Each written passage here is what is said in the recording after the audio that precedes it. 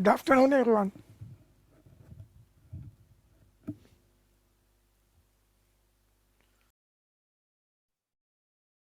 Good afternoon, sir.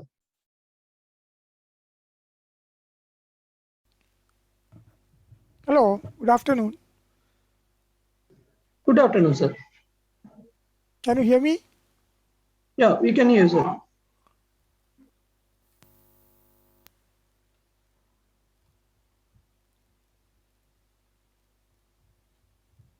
Sir, can you hear us? Oh, yes, yes. How about you? Okay. Okay.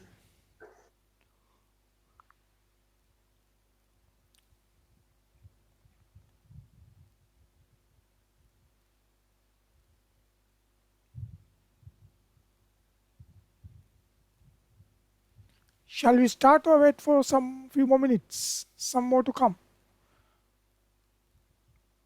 Anyway, just only the what we did on the last week. Maybe we can start. Otherwise, we will not be able to manage the time. I hope you all have done some little bit of practice at least at home. Otherwise, it will be very difficult. So anyway, any issues so that I can start? Okay, let me continue.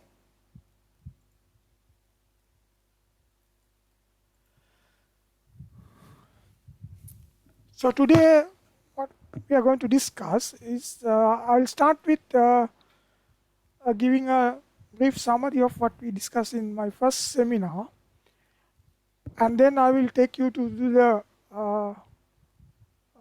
excuse me.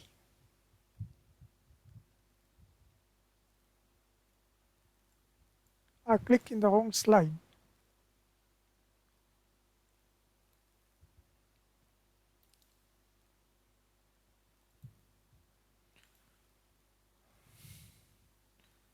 So we'll start with what we have learned in our first seminar, and also we'll go a little bit deep into the topics that we have already discussed. It's not that simple. As you see, you will see there will be many things that you need to understand. This is the important part actually. You don't want to go and learn each and every tool in Solid Edge or any software. If you can understand the fundamentals, the variation, then you will be able to process it when the time comes. And then of course I will discuss some more ingredients about modeling with Solid Edge. And then of course I will just give you few examples, at least 2-3 examples, so that you can see how the modeling should happen in Solid Edge. So this is the things that we have lined up today. So just to brief you that what we have learned in our first seminar,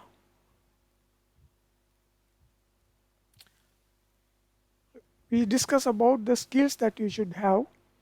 First thing is your visualization skills. Hope you have got something about this one, and then try to improve on these things. If not, it will be very difficult to continue. And of course the communication skills, how to communicate especially among technical persons. How do you communicate your ideas, initial ideas, maybe the detailed design stage, final design, the design revisions, anything. When it comes to the technical matter, how do you communicate with someone else? And also your creativity, one of the important tools that you should have when you are dealing with 3D modeling. If you want to do something which is already existing, the conventional way, of course you can manage without the creativity. But remember, as engineers, we need to produce something new, give it to the society as a completely new idea. So that you need to have a creativity, and also your active participation. Please follow this one because I can't see your faces and everything. Please listen, and then within a week practice what we have discussed. If you have some questions, then you can note them down and then discuss. And of course your problem solving approach. Don't find out the set menus to solve problems. That is the worst part that you can do. Everything is different. You have to have a kind of a new opening for each and every problem. Forget about what you did in the past.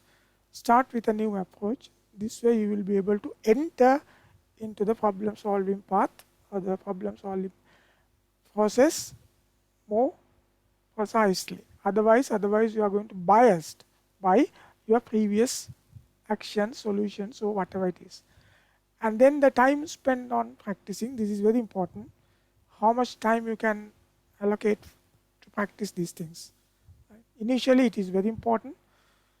You will come to a stage where you don't want to do a regular practice, but occasionally you can just have a touch up.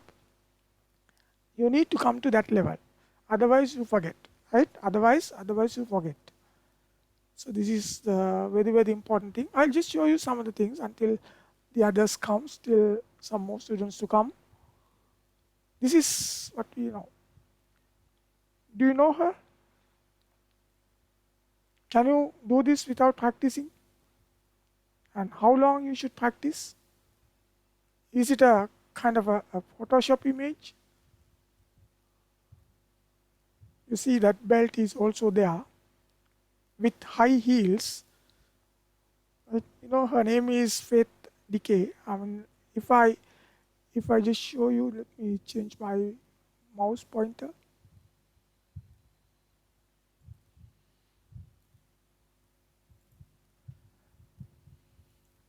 It's real, right? It's real.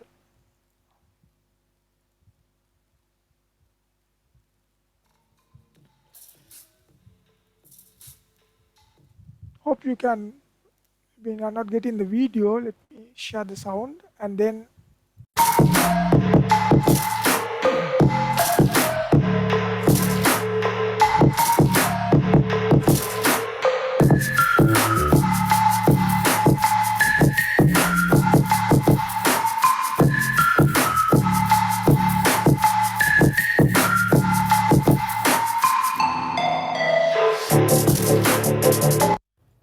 right. So it's only the practice that will enable you to do such things.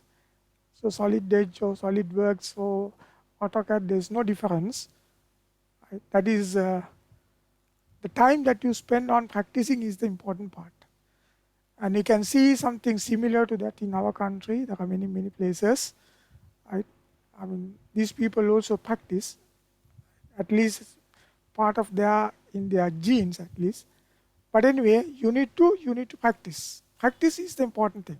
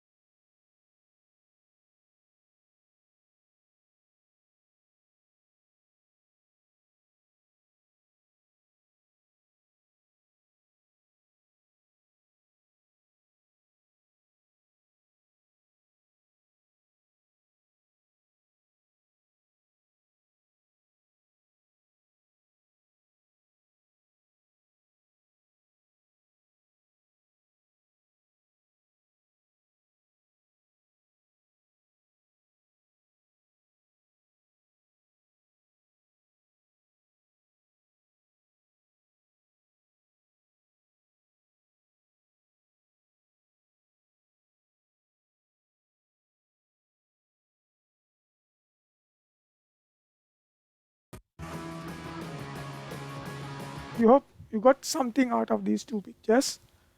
And this is also the same thing. Maybe the boys maybe know this one well. Practice, nothing else, right? So this is all about what it says. The Einstein one said like this. I think this is a very famous saying. You should all know this one. You should identify your skills and your capabilities. But anyway, now you have chosen to do the mechanical engineering, or even the material students are here. Now you can't get away from that one, right? You need to practice and then develop these skills. That is very important. And also we learned about the computer 3D modeling. We discussed about the history. This is also important to understand what will happen next. Knowing the history will always give you a kind of an encouragement to learn, and then also you are getting ready for the future as well. The need, right? We don't know what you are going to do in the industry, or maybe even tomorrow. For that, you need to get prepared. Sometimes you have to work in a very difficult situation, sometimes you have to work in a very simple situation. So whatever the situation, you cannot expect it right now. And you cannot always look for comfortable working environment everywhere. Whatever the job that you got, you need to perform. For that, your practice is the important thing, right? Here, again, another saying from our famous scientist, Einstein. Now, it says a ship is always safe at shore, but that is not what it is built for. Apply this one for yourself as well. You feel very safe inside the university, the department, among your friends, colleagues, and all your batchmates. You feel very safe, but remember, once you go out, then you have to perform on your own. Then you are on your own. So you need to perform, right? For that, you need to get ready for that one. Otherwise, it's going to be useless, right? So we never know what will happen the next, right?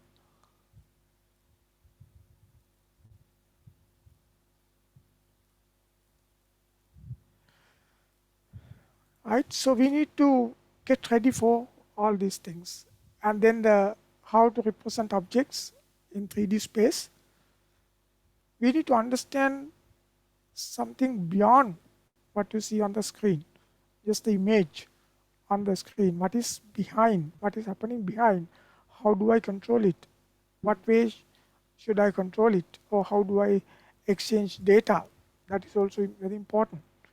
Because we deal with the mathematical models. What you see on the screen is only a representation of your data. And you can have it in different ways, but that does not reflect maybe the true picture. Right? So that is what you have to understand. But anyway, your mathematical model is always something that you should trust on, right? Not what you see on the screen. And then of course we have learned more about the solid edge for 3D modeling. We just discussed about the differences of history base and also direct modeling, or sometimes we call direct editing, and also the latest technology. It's not latest, but for you maybe it is latest, called the synchronous technology. I'll cover the synchronous technology probably in the next seminar if it's possible. Right? Otherwise, we'll start with history-based modeling. That is more easy for you to understand. And in some cases, you have to have both ways of modeling and even the direct modeling. Or else maybe what you have in AutoCAD-like thing, constructive solid geometry. In AutoCAD also you have this direct editing support to a certain extent. All these things you have some kind of an idea, means you know your playing field. That is very important for you to know. So knowing only one software, maybe you feel very comfortable in that one, but once you move on to a different thing, or when you are in a meeting, discuss with the other people, then you will realize that you are going to face many difficulties. And also, what are the different environments available in solid edge? Part environment, assembly environment. We didn't discuss about the assembly, draft and other environment. We discussed only the part environment, where it is dedicated to model individual parts. So very soon we will move on to the assembly and the draft as well. And then the user interface. All these things are captured from the solid edge online help. You can do the same thing, right? You don't want to learn everything and then move forward. You can start in a simple manner, and then as you gather your experience, then you try to explore more deep into or different topics. Otherwise you find it difficult. Nobody can do this one, you first learn everything and then I will start practicing. No, that way it is not going to work. So you have to start practicing, at the same time you have to learn. So that is why I told you the online help is the ideal way to learn. And then how to access the Solid Edge help. There are a lot of things that you can access. You can even download the PDF files, tutorials and all these things, and then you can practice. I do not recommend you to go to all these YouTube videos until you get some experience, because you may not be able to understand what you are following, what you are watching is the right thing, because anybody can upload anything onto the YouTube. But it's a very useful place for you to get some idea. If you can identify the difference, or if you can identify whether it is right or wrong, then of course there is no harm. But you always remember that you have an objective in generating these models. So in the YouTube video, the objective may be different, and your objective may be completely different in the opposite direction. So then you try to match your one with someone else's one, definitely you're going to fail, because you are going in a different direction. So that is why I told you, first learn. You have enough skills. You have enough skills, and then you should be able to get all these things. And one day you'll be able to even create some useful, the YouTube videos as well. And then how to start a new part in Solid Edge. Right? All these things we discussed in my previous lecture. And also we just created the part like this. In a more simplest manner, we have created this. Right. Maybe I hope you have done some homework. If you have any questions, you can ask now, or otherwise I will start today's session. You must have something to ask, or maybe it is still too early. Right. So the things that I'm going to discuss this point onwards, please try to understand very well. It may be sometimes too much, or maybe sometimes too little if you already know this one, but hardly any book covers all these things, because it is almost impossible. Why I say it is impossible? Because it's endless. You can discuss that one in various angles, depending on your requirement, your objectives, your the end product, or whatever it is. So if you start discussing all these things, that's not going to be a simple case. So that is the flexibility. The software is giving you the total flexibility. Any software, I would say, any software, it will give you the total flexibility, within which you can achieve a lot. You cannot expect kind of 100% flexibility. Right? Like for example, you water pour into a different basket, it will definitely take the shape of the basket. You can't expect flexibility like this in software and other things. But anyway, it's flexible enough for you to model anything. Okay, so let me take you back to the first feature that we have created. So this is the first feature we have created, and we identified this one as what? The base feature. Anything that you're going to create first is your foundation. It's going to be the base feature. Except in software like PTC Creo Parametric, there you can create even the reference planes, your datum planes, as your the base feature. Here it's a solid part, solid material you consider as the base feature, but in the other software, even SolidWorks is the same thing. That one you can use your planes, the reference planes. Remember the 3 planes that you have? You can consider them as the base feature. There are different concepts of this base feature. We'll try to discuss one by one after this. And this is the kind of the 2D drawing that we followed. You can see the dimensions are given, and then the object outline color is black, Remember, the black indicates that it is fully defined. But remember, in order for the SolidWorks to display this, you have to enable some parameters, otherwise it will not. Because why software is giving us such a flexibility is to reduce the computational load. So every time if you change some dimension, if the SolidWorks is going to test, validate whether it is fully defined or not, it needs some mathematical processing. If you can avoid that one, you can save time. If you are very much familiar with the system, if you know exactly without looking at the color scheme only, that if you can identify whether it is fully defined or not, that is good enough. So once you get some experience, you will switch to that mode. So imagine otherwise when you are making a huge models, for each and every sketch, if the Solid is going to check these things, it's a computational time. We can't see it from the front end, but behind the scene, it will happen. Oh, anyway, so this is our first thing that we have created, right? So in all my drawings, assume all the dimensions are always in millimeters, right? Millimeters. So let's see now this particular component. It's captured from the Solid Edge help itself. Remember, when you want to create your base feature, first thing you have to create is you have to create a sketch. In order to create a sketch, you have to select a plane. And there are three planes, front plane, right plane, and the top plane. So what do I select? This is your first part, first feature, and you have only three options to select. Let me show you that one. So this is what I have selected as my base feature, and the sketch would be like this. First thing, you have to select the plane, and then you have to start sketching, right? Now these are the results depending on what plane that you're going to select for the first sketch or the base sketch.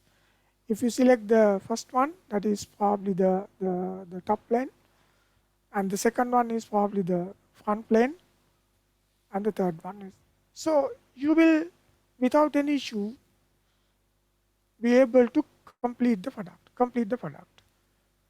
But you know that when you want to get this, the default view, the home view, the isometric view of the model, that is where this plane selections comes into the scene for the first part, right?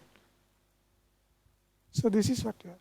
The first sketching plane will decide the default orientation of the part. You can see in the picture shown, first, second, and the third, the orientation is different. Suppose you are modeling a vehicle, for example, the first one would be the ideal orientation. But if you have chosen this wrong plane, I wouldn't say it is a wrong plane, but you see your vehicle will be like, it's turned upside down. It's difficult to understand because always you need to reorient to get a good view. That is only for the first part, remember. That is only for the base feature. So the base feature sketch plane will decide the default orientation of the part. That's easy because otherwise you don't have any other ways to select that one. But from that point onwards, you can't use that approach. That is very closely binded with your features and other things. That is only for the first part. Let me see again the first feature. This is how we did it. There's something called the external and the internal sketches. I can't remember whether it is there in SolidWorks, but in Pro Engineer you have very clearly defined external versus internal sketches. I'll show you. Now in this particular part, you can see a shade of what you call this, the sketch that you have prepared, right? And in the second one, you don't see that. In the second one, you don't see that. First one, you can clearly see that one. Second one, you don't see that one. The first one, you can see the, what you call the, your pathfinder. So that it says sketch 1 is outside the protrusion 1. Sketch 1 is outside the protrusion 1. And in the second one, you can see the sketch 1 is inbuilt and you can't even take it out. In SolidWorks, of course, you can, there is a plus sign. If you keep the plus sign, you can see the sketch, but here you can't see that one. It is embedded into the feature. That way, of course, you can reduce the clutter of the screen. For example, when you start seeing all these sketches and everything, it's going to be very complicated for the large models. By the way, I'll show you later, it is good that if you can start, giving a useful name for all these sketches and the protrusions. Say the protrusion 1, instead of assuming the default name given by Solid Edge, I could say this is base feature, right? So that way it is very easy for me to understand when I am modeling complicated models. For that also you need to have a practice. Otherwise what happens? You will simply accept the default given by the software and then continue, and then later you realize it is going to be difficult. Even these reference planes, you see now it is always front, right and the top. Maybe it is okay for part modeling, but when it comes to the assembly, assume that you're going to assemble 3 parts created like this. So there will be 3 front planes, 3 top planes and the 3 right planes, only for 3 parts. So if your assembly consists of like, for example, 100 different parts, you see you have at least 300 different planes visible on the screen. I should know even how to control the display as well. Otherwise you're going to make mistakes. Obvious mistake, but it is, you don't know that it is happening. Unless you are aware of such mistakes can happen the way I modeling the different features, right? So here it is a sketch is internal, other one is a sketch is external. So what are the advantages, or maybe what you can do with that? So this is what I did for that external sketch. For internal sketch, of course, you can't do that. Remember, in ordered modeling or history-based modeling, your sketch is linked with the feature. You cannot remove that. You cannot remove that.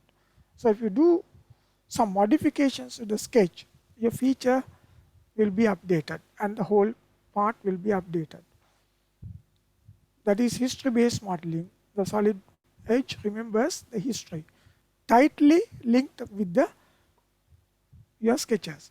So that is why sometimes people feel that it is difficult. How do I maintain all these relationships when I don't want to maintain this one? And on the other hand, sometimes you need to go back and change your history because the design revisions will take place at any time. And then all these revisions need to be propagated to the current state as well. So in a design environment, you have different requirements. Right? So that is why you cannot say feature-based modeling history with history is more useful than the direct editing or the direct modeling, or maybe it is only the synchronous modeling. No, it depends on the time and the application. So you need to know all these things very well, not just want to know, right? So the thing is that if an external sketch, it can be reused. So what I did was, first thing, as we did in the first example, I used that sketch to create the extruded part. That is what you see in the front. Then I use the same sketch to create what you call the revolve part. We're going to learn the revolve command today. Right? So that is what you see you have what you call the part finder. One sketch, but 2 features, protrusion and also the protrusion. You see the name is given by protrusion 1, but the type is different. First one is an extruded protrusion, second one is the revolved protrusion. Right? So you need to understand all these slight differences. Right? So that means one sketch and then you have 2 features. Sometimes you feel this is good and sometimes you feel this is bad. Why? Because you're trying to control 2 features from one sketch. It may not be your requirements when you go later in the design stages. So that is why we have to understand this one. Sometimes you have to come back and change some of your intentions. That flexibility need to be there. That is what you have to understand, otherwise it's going to be difficult. Don't make your model hard and robust or something like this so that nobody can modify this. Then you have to always start from the beginning. Now see whether you can identify more advantages or disadvantages, if any. I'm not going to discuss this one today, but I will let you study about this thing. Maybe not immediately. As you move on, as you create your features, parts and other things, have a separate place in your notebook to note down some important things, advantages of different commands, disadvantages of different commands, methods and everything, so that anytime if you have doubts, we can discuss them in the class. Right? It's very, very important, very, very important. Right? I mean, it's very difficult for me or for anybody to give you a list of advantages because it's subjective. Right? Without knowing what you're trying to do, what your objectives are, or what your design intentions are, it's hard to say something it is right or wrong. So please understand that one, right? Please understand that one. So you want me to show it, demonstrate it? Okay, so let me try to demonstrate it. I will go to Solid Edge, for example. Can you see the Solid Edge screen on the shared screen? Okay, so let me start this new one. Remember, you need to choose select what you call your template file, and it has to be a part file, and then say OK. Right? So how do I create an external sketch, or how do I create an internal sketch? Sometimes the way you start sketching unknowingly will create what you call external or internal sketches. You need to immediately understand this is something different to what I did yesterday. Then you start searching for these things. Otherwise, if you just blindly continue, if you concentrate on what appears on the screen and then continue, there's no learning happening. Right? There's no learning happening. Right? So last week, I first click on the extrude button and then created the sketch. Okay, I'll start the same way. I click on this button. Remember, you are in the ordered modeling, not in the synchronous modeling. So if you happen to be in the synchronous modeling, because once you install Solid Edge, the default is to start with synchronous modeling. We'll come to that one a little later, because you need to understand even this. So if that is the case, you can right click and say transition to ordered modeling. Now if I want, I can transition to synchronous modeling. Your interface will be different, right? Although you see similar commands, your interface will be different. So now I know that I'm in ordered modeling, then I'm going to click on this one. You see it's going to ask me to select the sketching plane. You have many options here. We'll use some of the options listed over there. It says coincident plane. I'm going to select a plane, so my sketching plane will be coincide with the plane that I have selected, right? And then I'm going to select this one. In SolidWorks also you get something like this, but in software like Creo Parametric, you need to select even more, right? So that means it has given the user more flexibility even in creating the sketch, right? I'm not going to discuss all these things right now. So all what you need to do is you're going to create a sketch. I'll just simply create the sketch, right? Maybe without going through the exact dimension, so that you will be able to see that. I'm going to use the same thing so that you see now when I'm moving my cursor here and there, it's going to capture my what you call the design intention, right? You see now. And why? Because of these things. We call the IntelliSketch. You can remove all these things. So then you are free to sketch on this thing. You have to be very careful with this one, because sometimes it automatically captures something which I don't want. And if you don't know how to remove them, then you struggle. It looks like you see the here is going to what? Stick on to, you see some of these points which I never sketch. That is the end of the plane. End of the reference plane you can see now. Right? If I zoom into this area, you see that can be avoided a little bit at least. Otherwise it's going to snap onto this point, which is not necessary. Suppose you are this point, the previous point is exactly above this, then it's going to definitely snap onto this one, and you will not realize what the problem is. Now you see there is a kind of an indication there, point on vertical, point on this highlighted line, horizontal line, and then on the other hand it will be vertical. So you are going to achieve two relations in one, right? You can see the angle is 90, length is, which is not important for us at this time. You just click on this one, and then you can zoom out again, and then click here again. You can say it is the midpoint. Midpoint of what? Or you can say even the end point of this. Right? How do I do that? Maybe see whether it is possible. You hold it for a while, and you can say 3 dots appeared with the mouse, and then highlighting the right mouse button. If I right click here, you can see you can select many other options. Now Solid Edge by default may select one of them. This is where you have to be very careful. Is it the one that you want? Because your cursor is there, is snapping onto the right plane, you might just pick. This is why most people sometimes find the what you call the 3D modeling, feature-based modeling is difficult because it will not behave the way you want.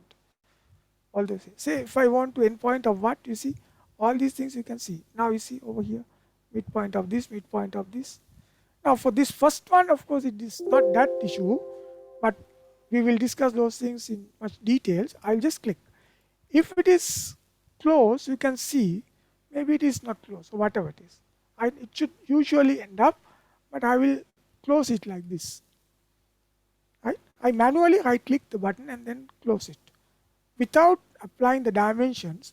Now you see one more thing, that I can't see what do you call this, whether the lines are horizontal, vertical or not. Here there is a button, relationship handles we call it. You can enable them if you want to display them. Sometimes when you get more of them, you find it extremely difficult. And even these what you call the reference planes, for example, sometimes giving me some problems. You see now, it's purely the sketch. I know exactly that I'm not going to see anything else except my sketch. Sometimes you don't see that line coincide with the reference plane.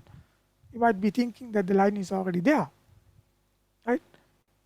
So these are only just indicators, right? And then if I say close, you see the problem. How do I find this one right now? The profile is not closed for some reason. Somewhere it is open. That was the reason when I click on the origin point at the last line, it still continue to draw the line segment. Still continue to draw the line segment. You see, it's not closed, or maybe whatever it is. Right? So if I sketch again, what will happen? It will complete this one and then go into the place. Okay, this is the sketching segment. Maybe I cancel this. We'll learn also how to do the cancelling and doing all these things. Now if I right click this one here, you can say I can edit the profile again. Now what has happened is, now the way I started, I won't be able to continue it. Remember, I started with the extrude command. If the profile is properly completed, then it should give me the other options of the extrude command. But here I'm not getting it. If you understand your problem, then you try to correct this one. But anyway, you will see that your what you call the thing is not complete. You see, I mean, here it is going like this, here it is going like this. You can even try to drag these lines, entities and other things like this. see whether where it is incomplete or whatever it is. Sometimes it's difficult, right? So I'll close the sketch.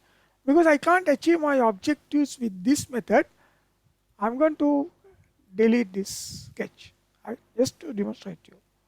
Then I'm going to start again. Say now the planes are not visible.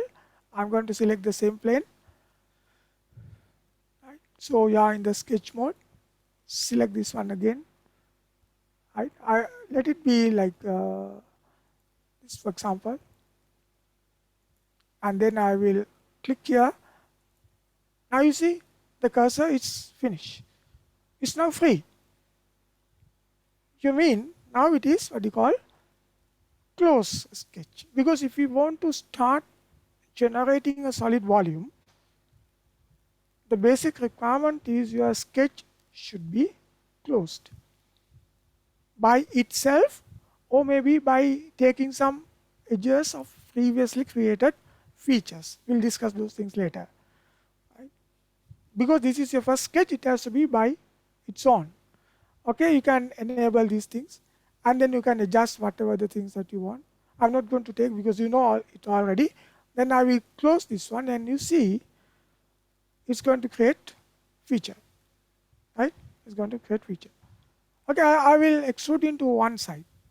Right? So that your sketch is behind the generated solid. Right?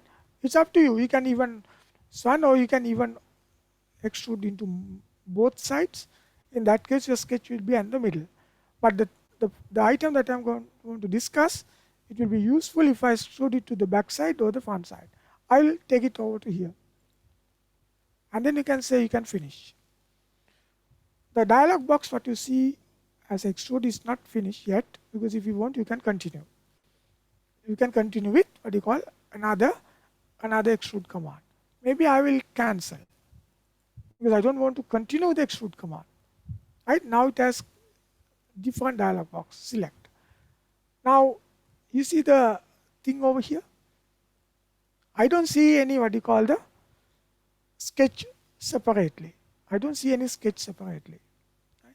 So let me open one more, a new file, so that I'll show you the other method. So this is what I want. So what I did in my first example is I first selected the command and then created the sketch. Now I'm going to click the sketch button. I'm going to create a sketch on this. It says again the same, a similar set of options will be there. I'm going to select the same plane, right?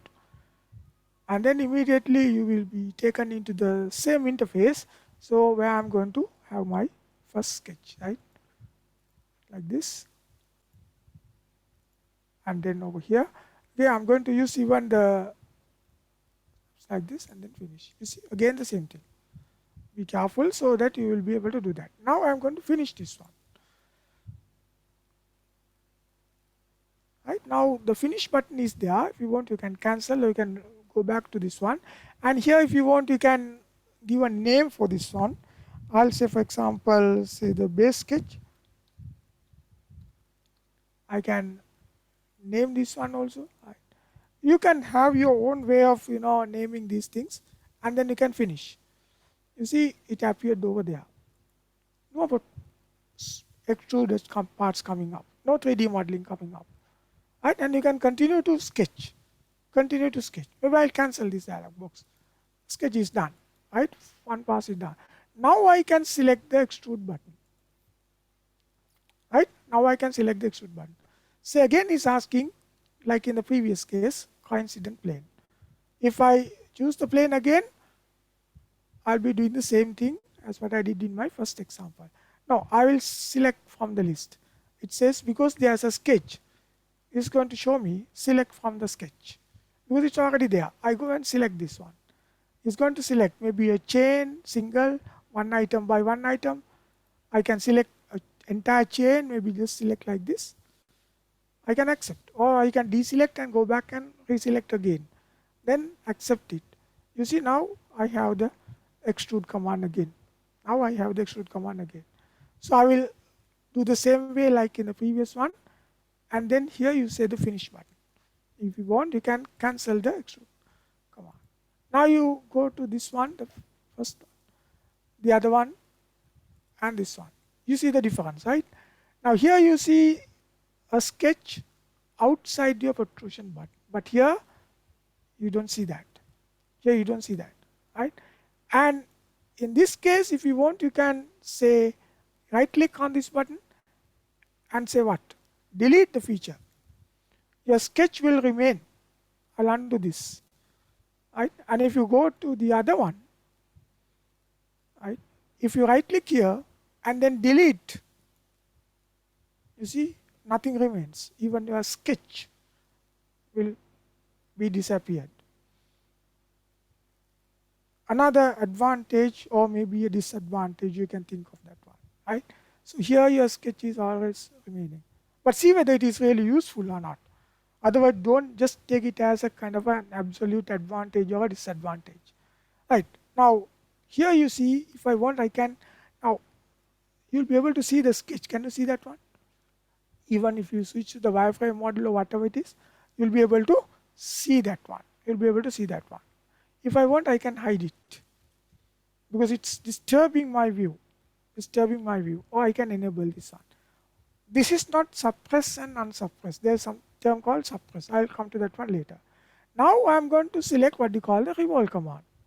You see here, revolve command. Right? No sketches. This time I'm going to select the revolve command. Again, it's asking me to select a coincident plane or whatever the plane. Again, I'm going to choose my option. Select from sketch.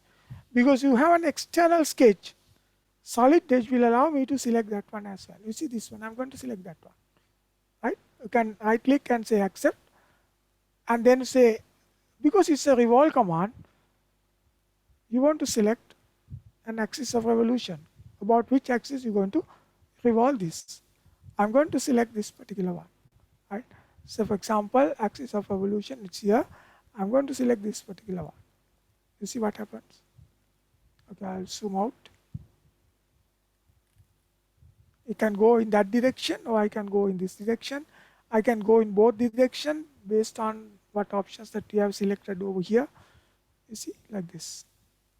I can make it, say, for example, 90 degrees, right? Or maybe 180 degrees, whatever the thing that you want.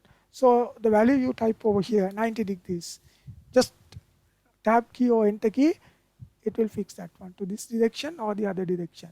And then just click to confirm and then you can finish it and then complete the option. You see now?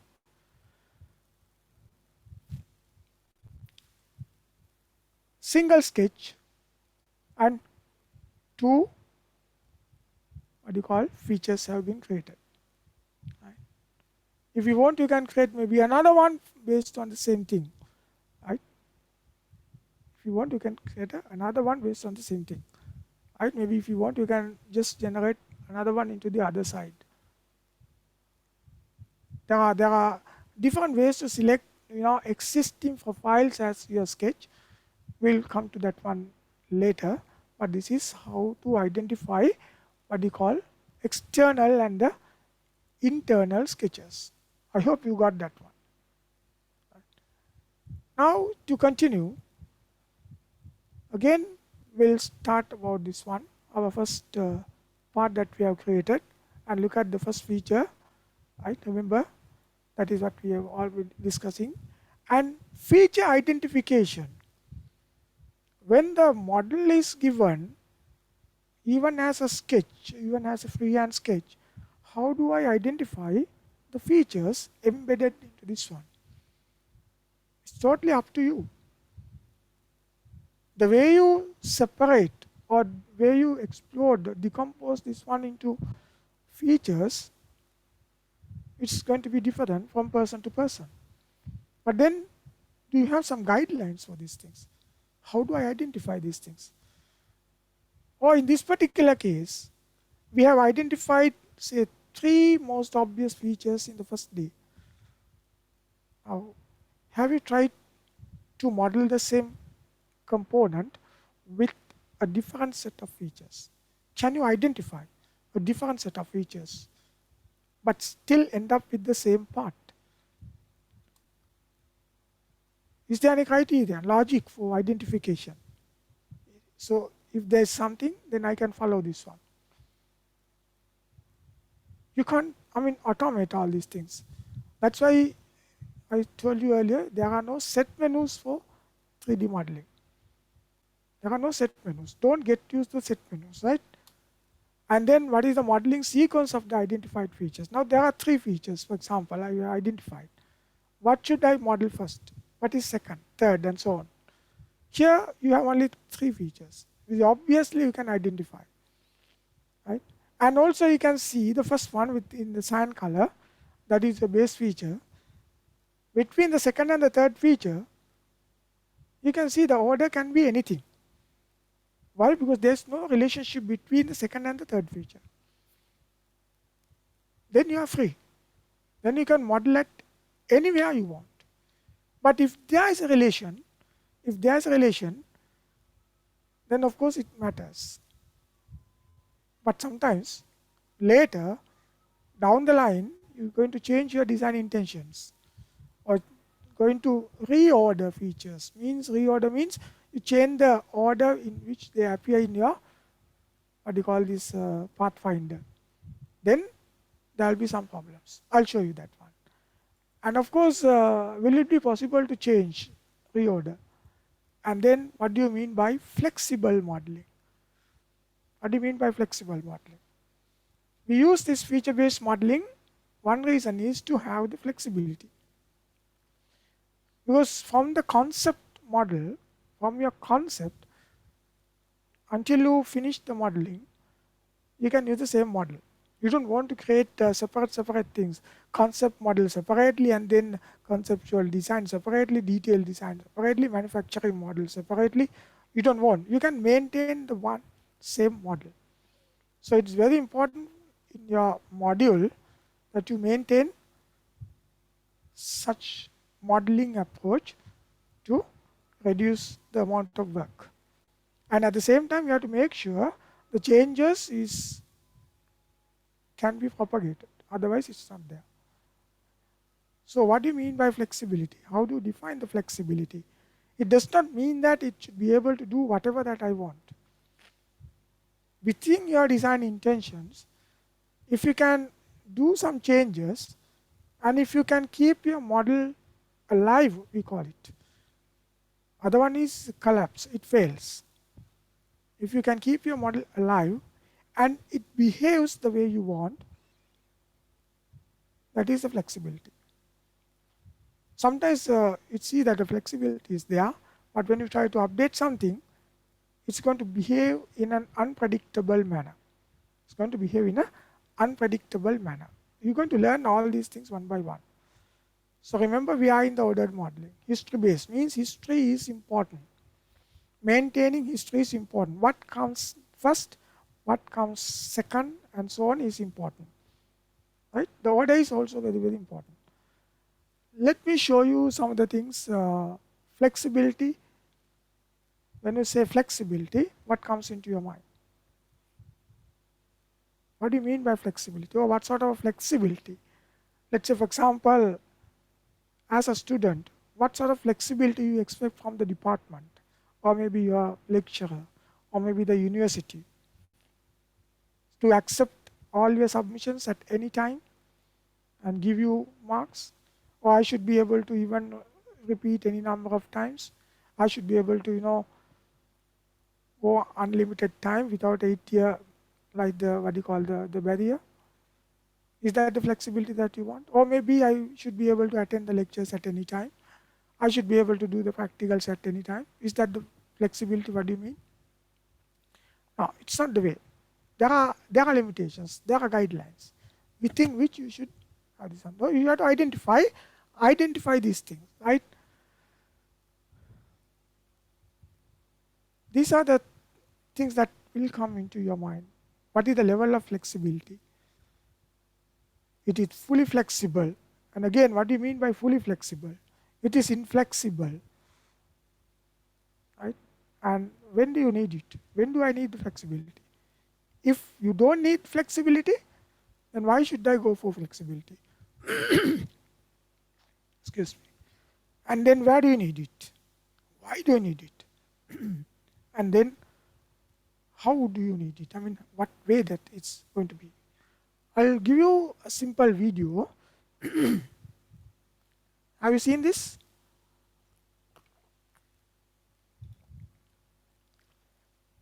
Again, the flexibility is defined in one way. Maybe you have seen this one, or maybe not. I'll just advance a little bit.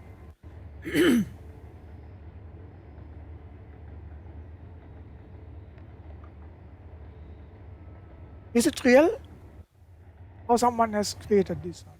You see now. There are 10 of them, right?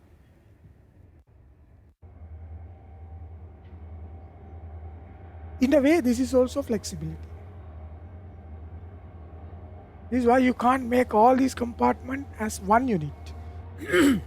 Then this flexibility will not be there. Then this flexibility, so you define the level of flexibility you need, and then you design the thing accordingly. You see how many engines are connected, right? This is why trains are very useful. Now, this is a fast forward, and all these things are there. Kind of a flexibility, right? I just want to show you like this. And also the other one. How about this? Compared to the train, imagine the length of the train and then length of this truck.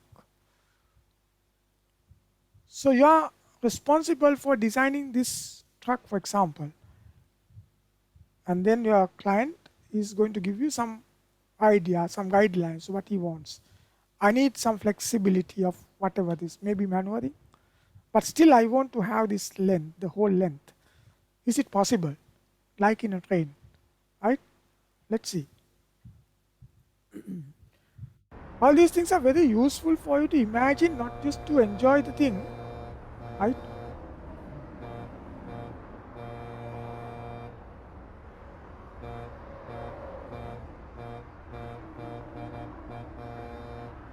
Do you think that is going to end?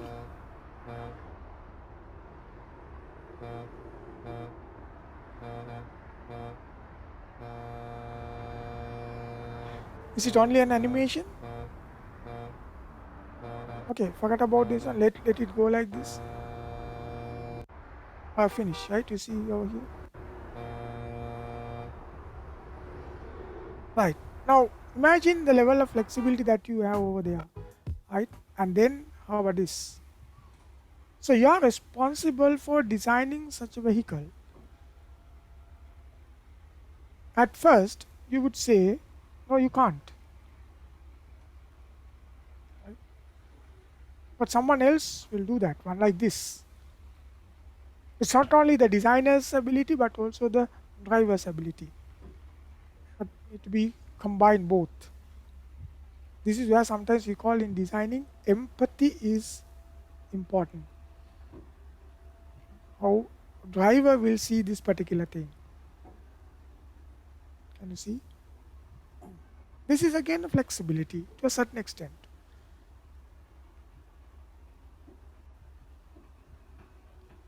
You can say you can maneuver even from the rear set of wheels.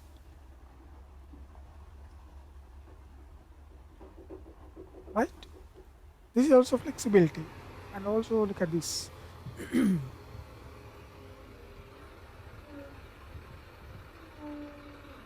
Otherwise, you won't be able to, design and manufacture things because roads are already there. Road network is already there.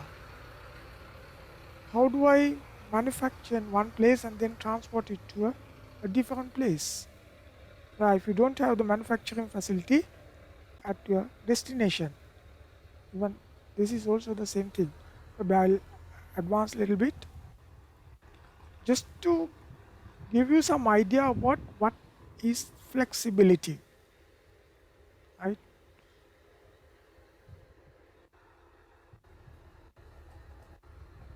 So what I want to say is, it's not unlimited, it is limited. When you say flexibility, it does not mean that you should be able to do anything you want. Right? First you have to identify, but it is still wide enough, vast enough for you to define the way you want. And imagine this. So during the design stage, you need to manipulate all these things. Right? You need to, even the height of this, this bridge over there is going over it. Right? You should know all these things. Right? So there are many places like this. You can see how the flexibility is defined. Right? Otherwise, you won't be able to have all these giant structures. Right? So even in solid edge, you have the flexibility. Right? Even in solid edge, you have the flexibility. Some more things for you to imagine the flexibility. Right? It's not just one. It's not fixed. And you define the way you want and then try to manipulate the software to get what you want. And then again the same feature, right? Same part again. Not the feature, actually the part. Remember your first feature? Now I am going to select it like this. And then the second feature. And then third and fourth, so on. Now there are 4 features over here. Remember in the first time when you do it, there are only 3 features. Now I'm going to split that one into 2 parts like this. Right? So side view or the front elevation will give you a picture like this. My base feature now has 2 parts. Actually, one has to be the base feature, the other one has to be the second feature. Right? Anything else? Anybody? Anything else? Any more? Let's say I can even do it like this. I can split it further. I can split it further. So now the base feature itself can be divided into 3 sub features. So one of them would be the base feature and then others are just subsequent features. This is the third method. Remember the first one, second one and the third method. Some more? Yes?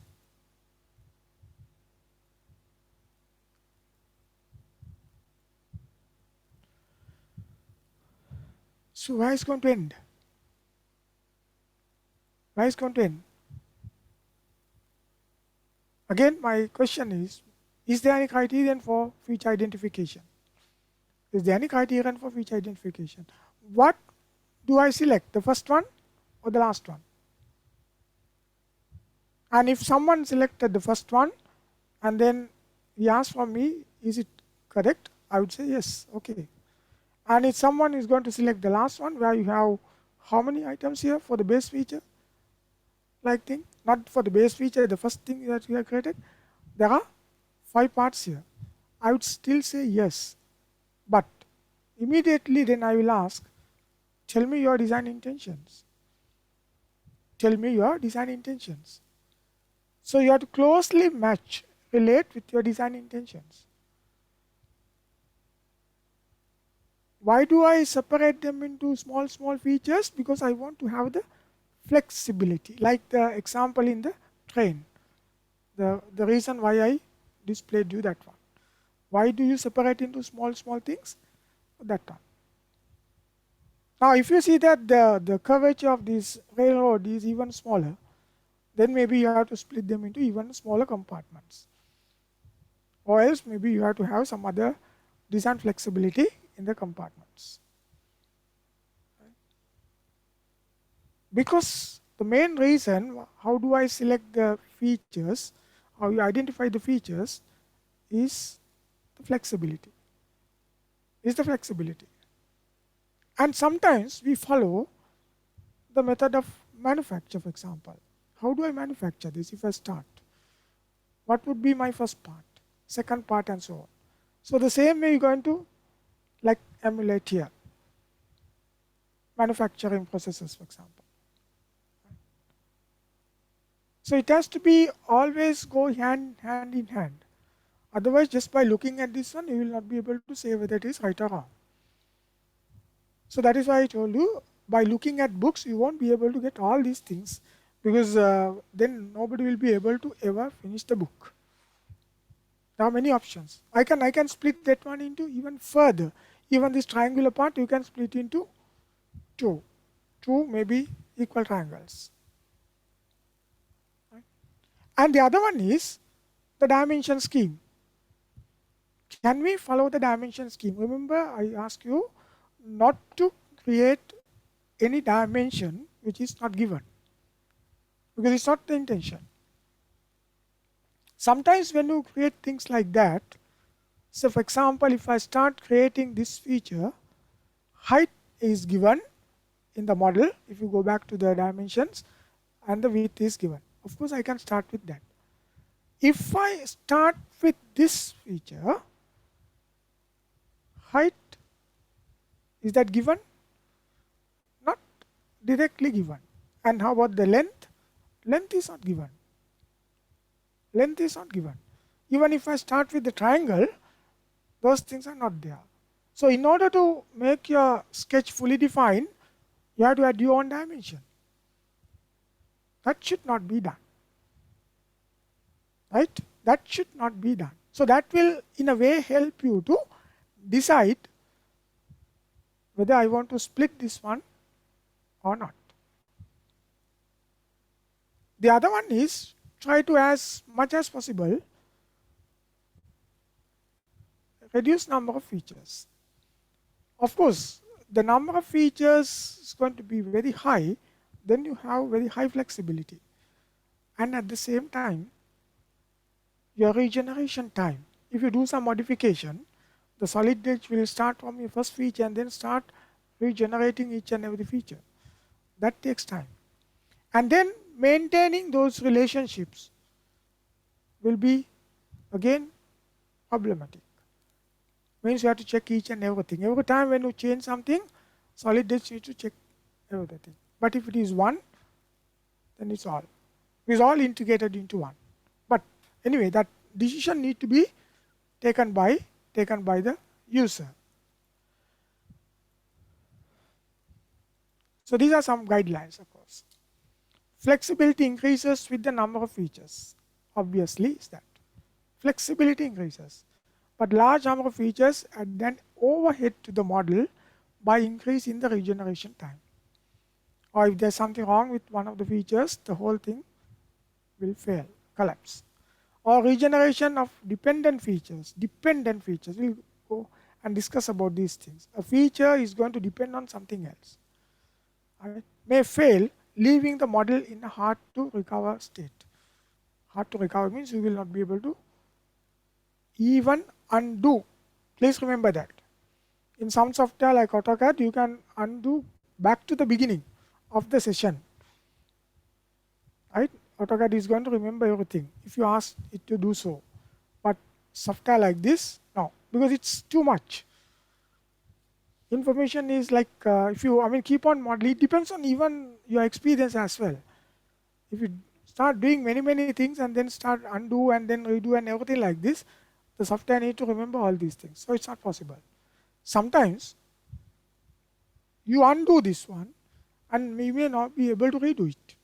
Or sometimes there will be a state, say the model is failed, you try to undo, you see the undo button is disabled already, because the software cannot undo it.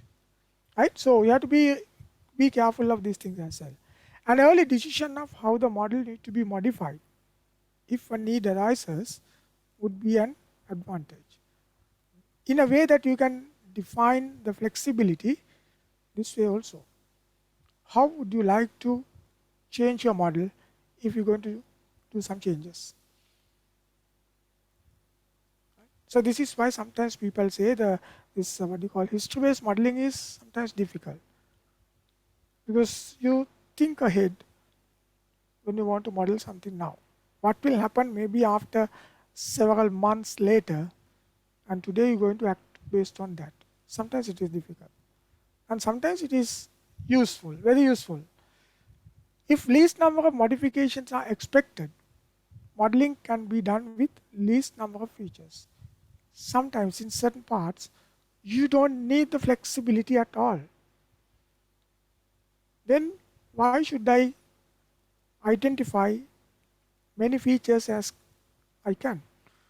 If I can model as one feature, because you don't need the flexibility, then you have to choose that one. Give you one example. If you are designing a new part, starting from the concept, you don't know what features will add later, remove later, modify later. You are in an uncertain situation. So this is where the flexibility is highest. Like you are going somewhere, you don't know where you're going to stay, what you're going to eat, whether you will have a place to stay. Then you're trying to prepare for, all situations.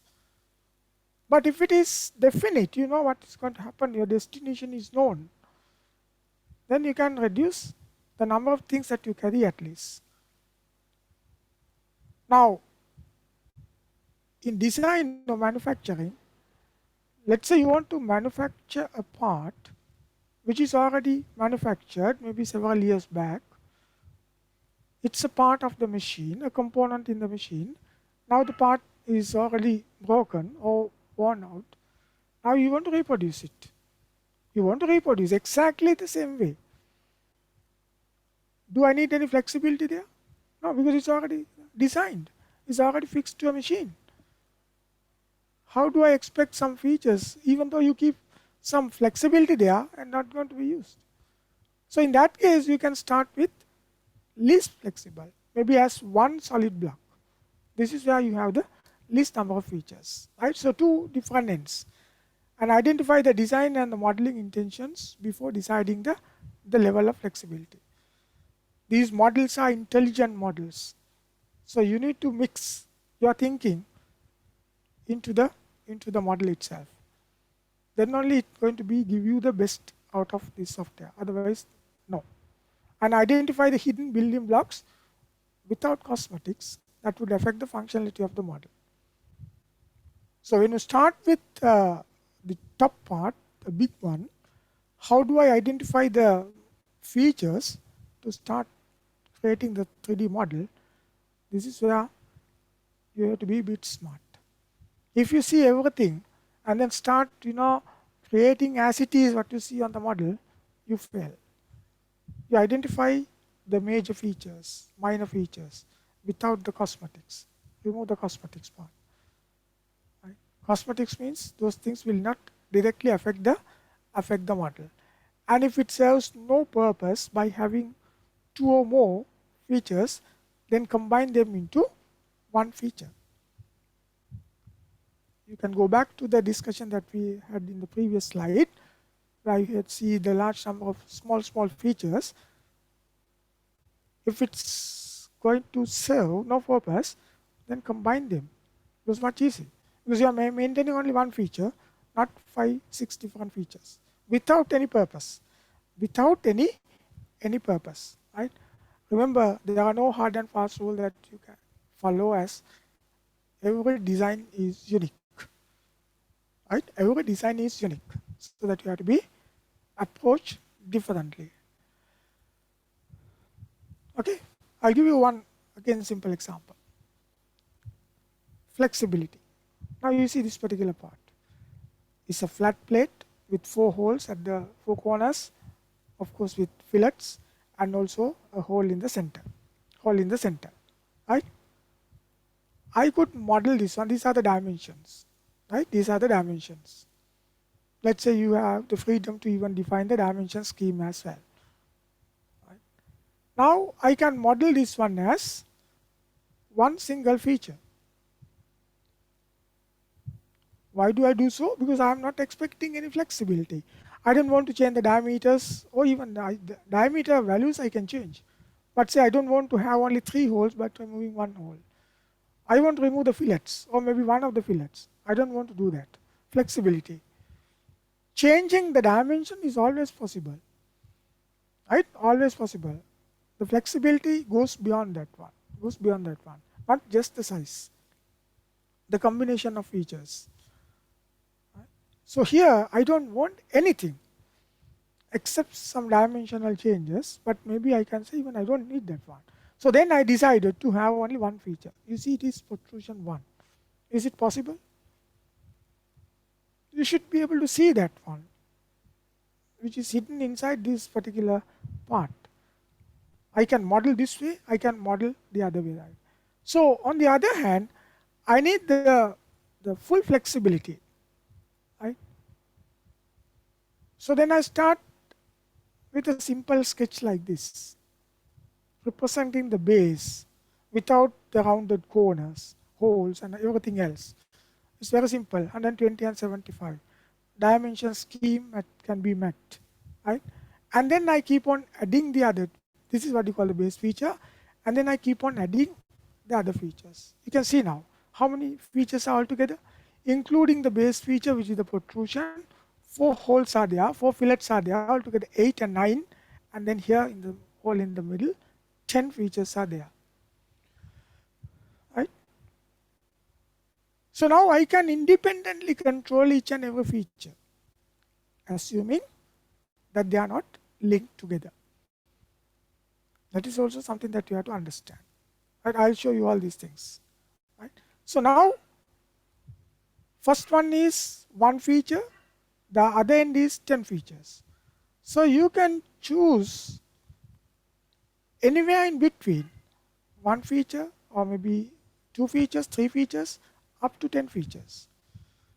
Or if you want, you can even further split, but I see there is no purpose of doing so.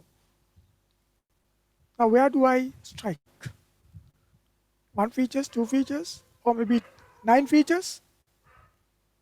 Right? So that is where this is very closely coupled with the design intention. Right? Now you see this bottom right hand corner, right? And you can see even this arrow one above this one. When I have large number of features, flexibility, look at the first one, it is protrusion 1 and then the cutout 1, cutout 2 and things like that. Here also you can say protrusion 1, cutout 2, things like that. Right? I have given even a small what you call a kind of a window here for you to understand what each and every symbols in the what do you call this I list shows you, that is what you call a pathfinder shows you. Right? And particularly important in this red color thing, which is suppressed features. Suppressed features. Right? You see here, cutout one, it says profile solver. The solid edge is trying to solve the links, relations, dimensions that we have already defined. It says geometry is in error. Edge, vertex, rebind, failure. Maybe just difficult for you to understand by looking at the error message. This is something you need to practice. Right? It could probably be maybe the cutout you have taken some references from a part already there. Or maybe you are trying to reorder. There is something called the parent and child. One is the parent, there can be many children of that one. Right? Or even there could be multiple parents and children as well. So software is going to maintain that one. You cannot change this order. If there's no relationship like this, then of course you are free to change it. I will show you all these things. And the second one, again the same thing, edge, vertex or the rebind failure. You see that. There is something has failed.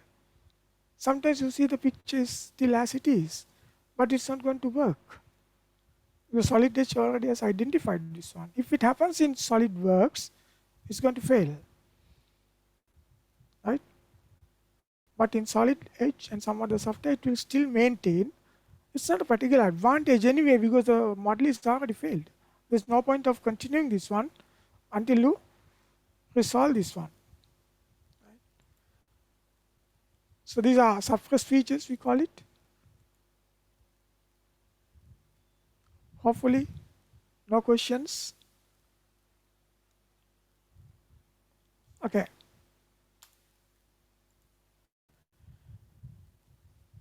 Again, I will have a demonstration on this, maybe very quickly, and I will close these two parts to reduce the computational load or the memory. Okay, the dialog box is in my other monitor. I will drag this one over, and even this one. This is the difficult part when you have multiple monitors. So I'll start a new part again. New, remember, standard template. You can try with other things as well. These are just standards, remember, not in any particular. Right. So what I do is I'm going to create extrude command and select this plane. It's done already. Right. And then I have this rectangle here. We do all the center rectangle. Right, and click on the origin button and then create it like this. Right. Remember I told you don't apply dimensions one after the other. I'll show you what will happen. So I'm going to apply dimension here. It says say something like 120 for example. Okay, I'm just going to demonstrate to you, right? And then I'm going to have what you call fillets. Where are the fillet command? Where the fillet command here? You see over here, fillet, and then of course we can say the chamfer is also here, fillet, and you can see the fillet radius, it's 0 here. I would say something like say 15 for example, and then if you want you can press the tab key and then click this one and then pick this one over here. What has happened to the dimension? You see now? Why? Because I dimension for the line.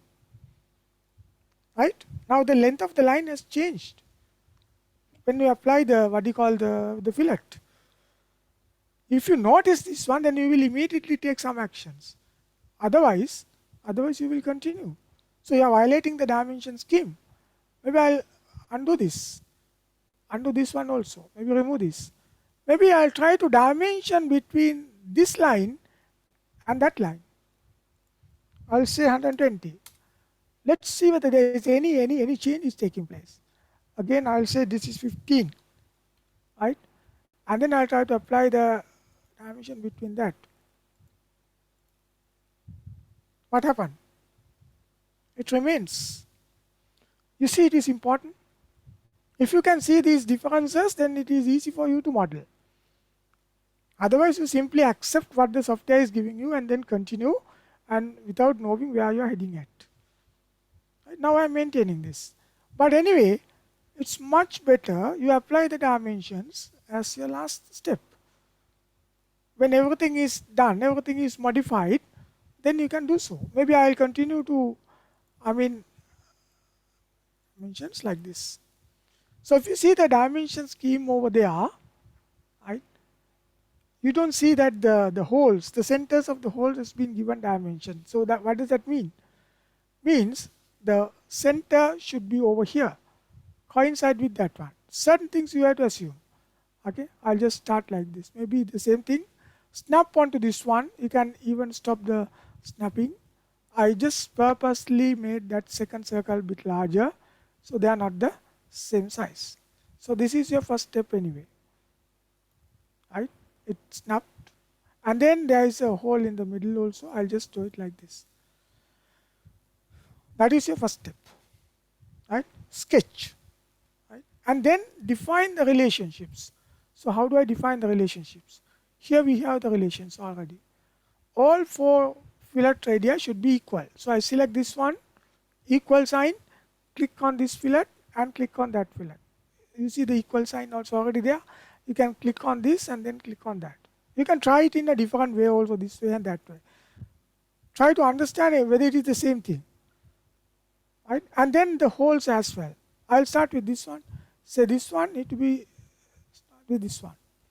The second one remained, the first one got enlarged. Right? First one got enlarged. So I'll try this one this way. This is smaller. You see what happened? If you do it in the other way around, right? If you do it in the other way around, say this one, second one. Now when there are so many relationships right now, you may not be able to change all these things. It's done, right? Of course, you can define the dimensions and everything like this. I'm not going to do it right now. But anyway, if you try this, the last step, the diameter. So I would say here something like say 12, for example. And then define this fillet, for example, 15. Remember, I defined it as 15. And also define between this line and that line. I'll say something like 75. You see what happened? Now it is not symmetrical. What could be the reason? Because of the fillets. Right? So then I would say here, you say it is horizontal, vertical is there, and then the connect or the coincidence is there. So if I select this one and then click on the middle point and click on that one, you can see it's going to be in the middle. Right? What else? Maybe I'll say the radius of this one. I'll say something like 40. That is okay. Now the other things are still in blue color. You can see here is the relationship colors. Maintain relationships. Colors are there, you see here. If you disable this, you won't be able to see these color changes. Right? Now if I try to drag from here, for example, you see if it is changing, what is happening? You see now? It's going to move here and there. That is why it is not symmetrical. I'll select this one again, click on the middle button, and then click here. You see, just one relationship. Now it is fully defined. So if you unclear this, it's not going to show you that is in black color. Right? So it is there. And of course you can hide all these handles. You see only the dimensions. Clear? Right. Now finish this sketch. And then you extrude onto one side. You see, you can say the thickness is 10. Enter and click on this side or the other side. Now it is done, and then finish. So you have only one feature. The whole thing is already achieved. Whole thing is already achieved. You try to modify this. You try on your own, right? You try to model the same way and then remove one of them. Say fillet you're going to remove. See whether you can update the model. Right? And the other method is, other ways I'll just show you, and you see that is maybe much easier. But anyway, it's not how you decide based on whether it is more convenient or whatever it is, based on your requirements. Sometimes you find, okay, this way is much more convenient for me, and then you start modeling like that. No, I will start extrude button. Maybe let's say start with this, and then you'll see, wait until I get this, say this one, and then finish this. Then I'll apply the dimension. Right. So I'll say this is 120 without any fear. I'll say this is 75 or 80, something like this, fully defined, and finish. And then I'll extrude it. Right? I'll extrude it. Maybe the thickness is 10 up to this side, and then say finish. So that is my first feature. Let me hide the reference planes. Then I'm going to have fillets. Here it is round, and then what was the value is something like 15. You can just tap it and then apply this here, fillet, and then accept, preview, and then finish. That is done. You are still in the round command. Then I will select this one, do the same thing, preview and finish. You can say now 3 features has been added to the model, right? So accept and then preview, and also here you should be able to finish, and then select this one here, accept, preview, and finish. No more fillets, so I can cancel this. You see now already 5 features are there. Similarly, I'll start on this one. Maybe I'll select the cut command, select from here. Right. Now I'm going to have a circle. So for example, over here, snap onto this one. This is how the dimension scheme is given. And can't remember, maybe this is something like 12 or 10, whatever the thing that you can change later. Fully defined already, and then close, extruded cut onto this side. Right, you can say through all onto this side and then finish. If you want to create another cut, you can select the plane. You see, I'm continuing with that one, right? I'm continuing with that one. Maybe one in the middle. I'll apply the dimension. Again, I can't remember. I'll say something like 40, right? And then finish. So you select the direction, and then it says through all. It's already selected, and then select this one, and then finish, finish, and then continue to the next one. So likewise, you can keep on modeling or add features like this here, right? Select, or else you decide, okay, I want to have these two holes separately, together, combine feature. Then I need to define this one is equal to this one, right? And then define the diameter. That is completely out, right? That is already done. I should say 12, something like this, and then finish. Again, you cut into this direction through all and then finish. You see now? Now, you see number of features over here. Suppose I don't want this fillet, that is this particular thing. What do? I select here, right click and say I can suppress. Remember, it is not deleting or suppressing it. Your model is still there. If you delete, you may not be able to recover it. Or else you can right click here and then see unsuppress, where the unsuppress is there. And I can do the same thing for this first cutout, right? That is this one I can suppress. And then I can unsuppress it again, right? Unsuppress. You have this flexibility because you have features. In the first one, you can't do that. What will happen if I suppress the last one, last cutout? I want to suppress only one hole, but when I suppress, what will happen? Both disappear. Why? Because it's one feature. You cannot suppress part of the feature. It's the whole feature. Now you decide, is that the flexibility what I want? If not, then you have to model it again. So if you can identify this from the very beginning, of course by practicing, then you find this modeling is easy. Otherwise you struggle. You don't know what to do. You try all these various combinations and everything. With almost other workload, you will never have a time to concentrate on these things. So finally you're going to produce a substandard model, report and everything. That should not be the case, right? So this is what do you mean by the flexibility. Now you can decide what the way that you want, right? So I can unsuppress it, and also the changing the order. So for example, this round and round 2 has no relation. They're independent. So I can take this one and then drag it all the way up to this point. You see now round 1 is over there. Reordering, flexibility again, right? Flexibility again. I have a good example for this flexibility, and then reordering thing. I will talk that one with this, right? I hope you can follow all these things, right? And then a few guidelines for sketching. Remember, it's not drawing to the exact size. It is really a sketch, right? Sketch but not draw. Sketches are typically created as preliminary drawings in order to prepare for more finished work of art. You're going to do finishing work after, right? You are free to sketch, right? But remember, straight line has to be a straight line. Circle has to be a circle, right? Otherwise, it won't be converted. But you don't want to be particularly specific about the sizes, dimensions, orientations and everything. Sketch the first element to the approximate size. So if you have a part where the length is say 60 millimeters, then you draw your first line to the almost like 40, around 60 or 70. Not say 1 millimeter, 10 millimeter or even 200, 300 millimeters. Why? After finishing your sketch, when you apply the dimensions, the change would be large. Actually, it's going to distort your picture or the sketch.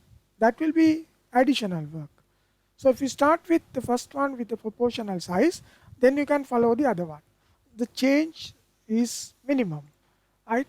And complete the sketch and apply the necessary relation. First, complete your sketch and then apply the relations: perpendicular, equal, parallel, coincide, horizontal, vertical, and there is this yellow color button we call the lock.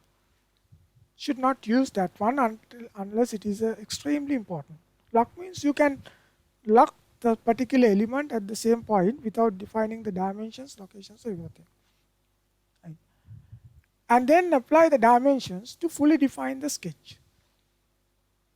You need to define the dimensions to define its size and also the location. Everything together we identify as the dimension scheme. Relations will help you to maintain the relationship among the elements that you have in the sketch. The dimensions will fix the size as well as the location. If all satisfied, then your sketch becomes fully defined. Relations, dimensions means for the size and the location. Right? Always follow the design intention or the intentions. Always keep this one in mind. Don't try to define on your own if something is defined, something else is defined. Do not add unnecessary dimensions and relations to make the sketch fully defined. You see, this is captured even from Solid Edge itself. The sketch or the profile is under constraint or under defined and will be less predictable during edits. It's free. It's free, like a kite in the sky. Right? It's not fully constrained. It's not fully constrained. So why do you want to do this one? Is going to limit the behavior of the sketch when you do some changes, right? And make sketches as simple as possible. Very important. It's very hard to convince for all these students. Right? They try to put everything together in one, like what I did in the first exercise here, the last example. It's going to destroy your flexibility. But that does not mean that your sketch is always be flexible or simple. But anyway, the simple sketches will leave less problem for you to make it fully defined. Right? This is actually by practice you have to develop these things, and do not try to create all in one sketch. That should not be done at all. And also you can enable snapping. We call the IntelliSketch in Solid Edge. And in all the software you have it. Sometimes you can make use of them. Sometimes it's going to create more problem. You want to create a line to a nearby point, but because of these things are enabled, it's going to snap onto one of the endpoints or edges like this. Unnecessary things will be created. If you are aware of this one, then you can avoid that one. Otherwise you find it extremely difficult.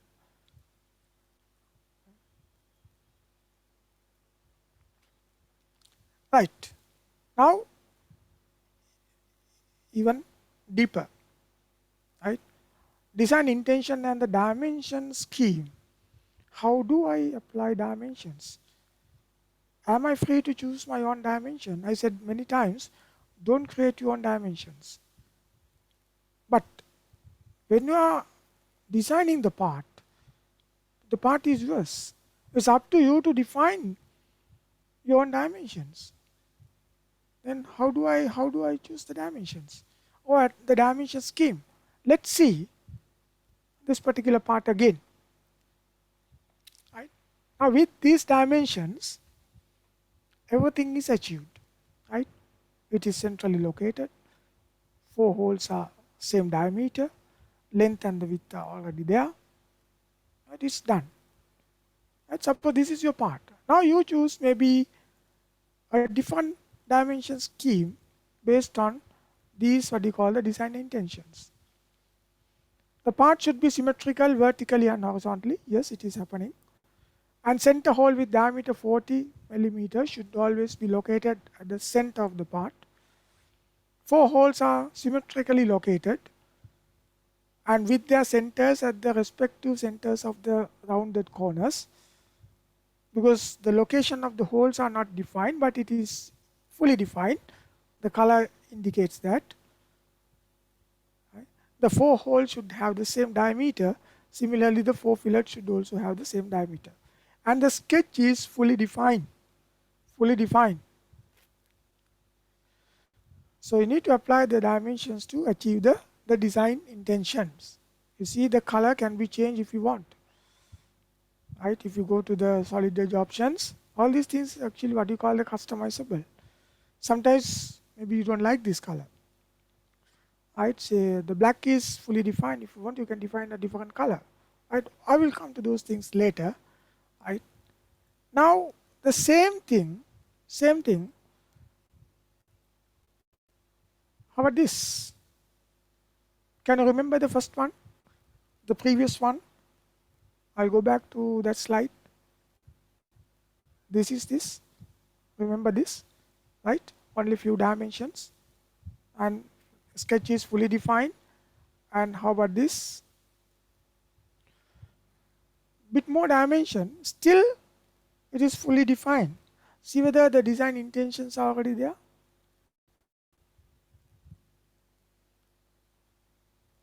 It is already there.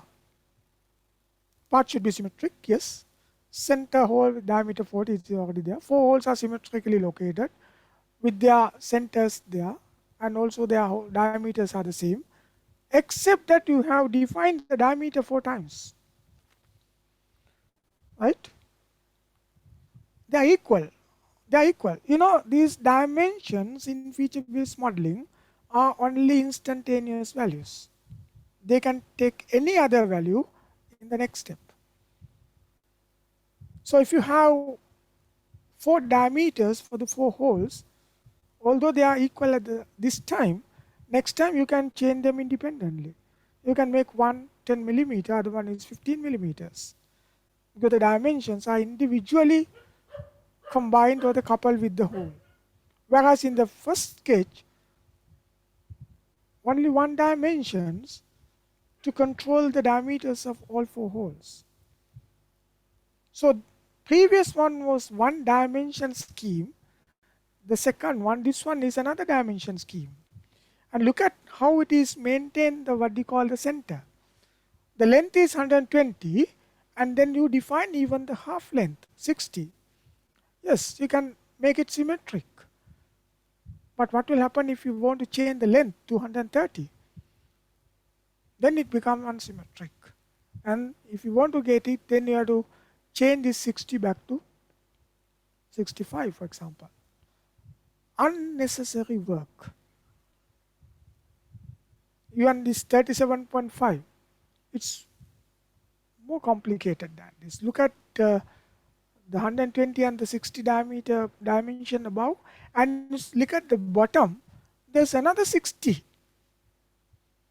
What is that 60? Am I duplicating dimensions? According to a engineering drawing, I'm duplicating. Redundant dimensions are also there. I should not be doing this. But according to this modeling, I need to define that. Maybe the 60 above is to define the symmetry of the base, and then the one in the below is to locate the center of the hole. Right? You can try by changing all these things. Right?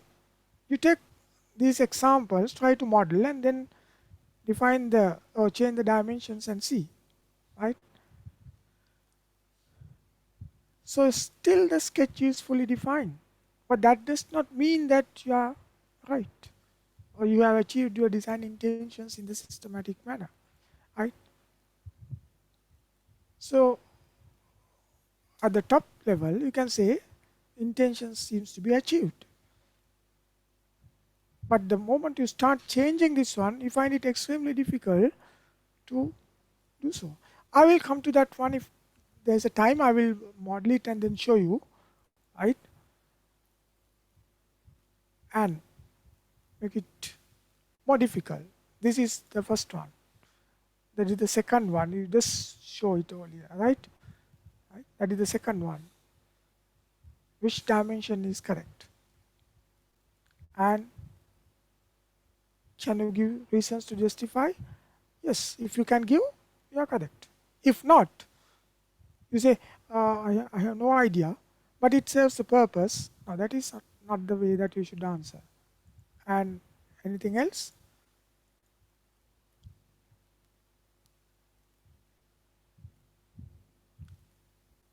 Is it the same? Look at this, 120 is gone. 60 and 60. Still the intentions are achieved. Length is 120. Right? But I don't see that 120 dimension here. You are violating, you are creating your own dimensions here. Should not be done at all. When you do some design changes, maybe you are only modeling this part, or someone else is designing it, or someone else is designing a matching component to this.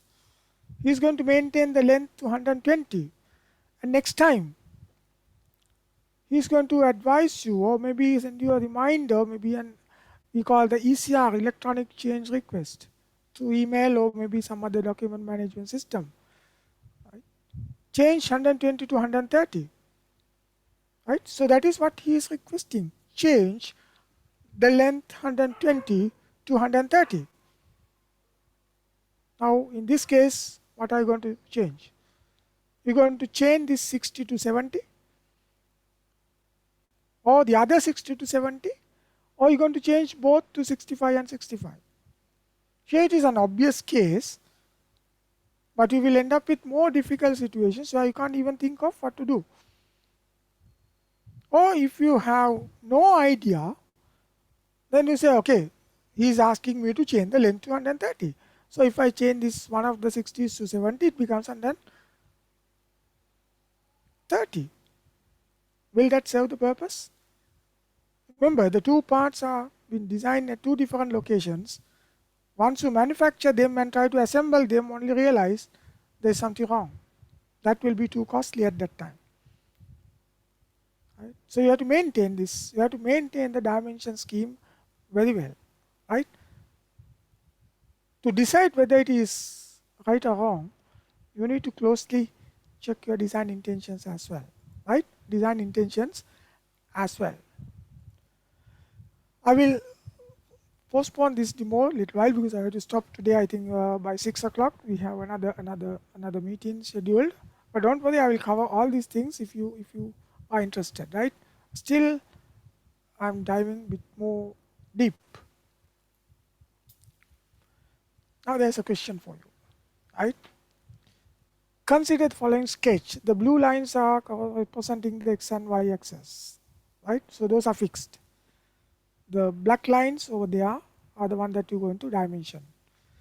Assuming vertical and horizontal relations. Assume vertical and horizontal relations. You can see H and V are there. The lines are vertical and horizontal. Right. So what you need to do? You need to apply your own dimension scheme. Dimension this to fix the size and the location. To fix the size and the location. It's not symmetrical. It does not say, because the sketch shows you that. Right. So then how do I start applying the dimensions? To fully define the sketch, how many dimensions are required first? How many dimensions are required? Don't apply dimension from a corner, and when you see that your sketch is still in blue color, try to apply dimension trial and error. You should have a very clear idea of what dimensions that I'm going to choose in this particular case. What dimensions are needed. If you see this one in Autodesk Inventor, it will indicate in the status bar, one dimension is missing or needed. 5 dimensions are needed. But next time when you apply one dimension, it might reduce to 2 dimensions are needed. It depends on how you're going to apply.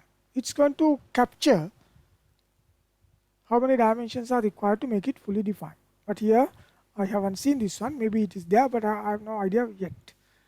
And how many such dimension schemes are possible? Okay, you choose one way. Can you have a different way? If it is possible, then how many? Everything together is called the dimension scheme. And how many such schemes are possible? if more than one dimension scheme is possible, what schemes would be selected and why? Why do you select that one? Why not the other one? If you have answers to all these things, you are in the right path. The dimension scheme is closely coupled with your design intention. Remember, you should not create additional design or additional dimensions. You have to make sure that the dimensions are achievable when it comes to the manufacturing part and everything. So let me show you. There are something called the driving and the driven dimensions. Be careful. Driving, a gear wheel, gear mesh. One is driving, your prime mover is coupled to that one. And then the other wheel is driven. Can't decide at what speed it's going to rotate. It will be decided by the driving wheel. Same as some kind of a common example. You are just sitting, right? You are not the driver, so you don't have any controller. You're being driven by someone else. Of course, you can ask. If you can ask. I took this example. If you are the one who is driving as the husband, for example, then when the wife asks, stop this, you have to stop. But if it is the other way around, you are the husband, you are in the driven mode, then if you request your wife to stop the car, maybe she said no. Right? So the design is not like that, right? Please understand that. Design is not like that. Okay, let's go into how these dimension schemes analyzed. This is the first one. Is it possible? You see, it is fully defined. I define it as 20, 35, 25 and 50. That is the way I want. Now, I keep vertical dimension fixed and change the horizontal dimensions. It is still possible. Let's see the second one. Possible? Yes, it is possible. You see, it is fully defined. Second dimension scheme. How about the third one? I keep the vertical dimension fixed and one of the horizontal dimension also fixed. I'm just changing one horizontal dimension. This is my third option. Still it is fully defined. Right? And how about this? The other diagonal. Are they the same? No, they are not the same. If you can see all these different variations, again I would say you are in the right path. If you don't see them, you are not in the right path. You have not put much effort to identify what the dimension scheme means. And then if you start changing the other one, you see, this is the fourth one. This is the fourth one. Now, keeping the first two dimensions, the vertical dimension fixed, I could have 5 different variations. Right? So, how many altogether? 5 in the horizontal dimension, 5 in the vertical dimension, assuming. How many altogether? 25? So, you can end up with 25 different dimension scheme for this simple rectangle. If you are the one who is going to decide this dimension scheme, not that you are going to follow someone else's dimension scheme, then you have to decide. So this is how you are going to couple your dimension scheme with the design intention. Right? Otherwise it's going to be extremely difficult. Or even if you are just following someone else's dimension scheme, now you have to realize how important it is to keep the same dimension scheme. So there are different ways that you can apply the dimension scheme, still achieve the what you call fully defined state. But that does not mean that it is correct. You will realize that when you change one of these dimensions, right? When you change one of these dimensions, the behavior, the ultimate change of this entire rectangle would not be the same. So that is what we try to identify. How I like to change the geometry, shape, size or the location when I change one dimension or two dimensions. So the if you can identify that particular way, then you dimension it accordingly. To achieve that, that is actually one of the design intentions. That is actually one of the design intentions. So if you start modeling without any design intention, you are going nowhere. This is the usual case at the beginning, because you take some examples, example drawings from somewhere, and then start modeling. You try to model it, but you are not going to practice the dimension scheme. The solution for that one is you define your own dimension scheme. See whether you can achieve that. Decide this is how I want the model to change before I apply the dimensions and everything. Then once it is modeled, try to change the dimensions and see whether it behaves the way you want. That way you are going to do a trial and error. Many mistakes, that is you are going back to your learning path. Right? You see now 5 and 5 from the other side. You can find still some variations are there. I put the entire diagonal. You don't want to put the entire diagonal, you can put from the center to a corner, center to the other corner. Remember, each and every one is different. Right? More possibilities. But difficulty is you need to identify these things, and they are tightly linked with the design intentions. Right? So that is why sometimes you fail. You remember in our previous semesters when you asked students to demonstrate by modifying these dimensions, we first ask what are your design intentions, or what were your design intentions. Then accordingly we ask them to modify something. You try to modify it, sometimes the whole model collapses. And sometimes there is no such dimension to change. Right? Then only they are going to realize there is something wrong. Right? And then we have the parent-child relationship. What is a parent-child relation, and how do they be created, and what will be the influence on the flexibility of the model? Can they be modified, or can they be deleted? So this is just these red color arrows indicates that there is some sort of a relationship, parent-child. As it is shown in the picture, it is always the parent is above the child or children. You cannot have the parent after the child. First the parent and then the child. That is why they have given this name, the parent-child relationship. You cannot destroy it. You cannot destroy it. If you destroy it, what happens? The model will collapse. Maybe there you can modify. But the important part here to understand is that these parent-child relationships will be created automatically from your actions, not from anything else. So for example, you want to sketch something, first you select the sketching plane. That's going to bind your feature with that plane. The plane is the parent, your feature is the child. Maybe we don't know that it is happening, but behind the scene, the Solid Edge or any feature-based modeling software will create what you call a parent-child relationship in that sense.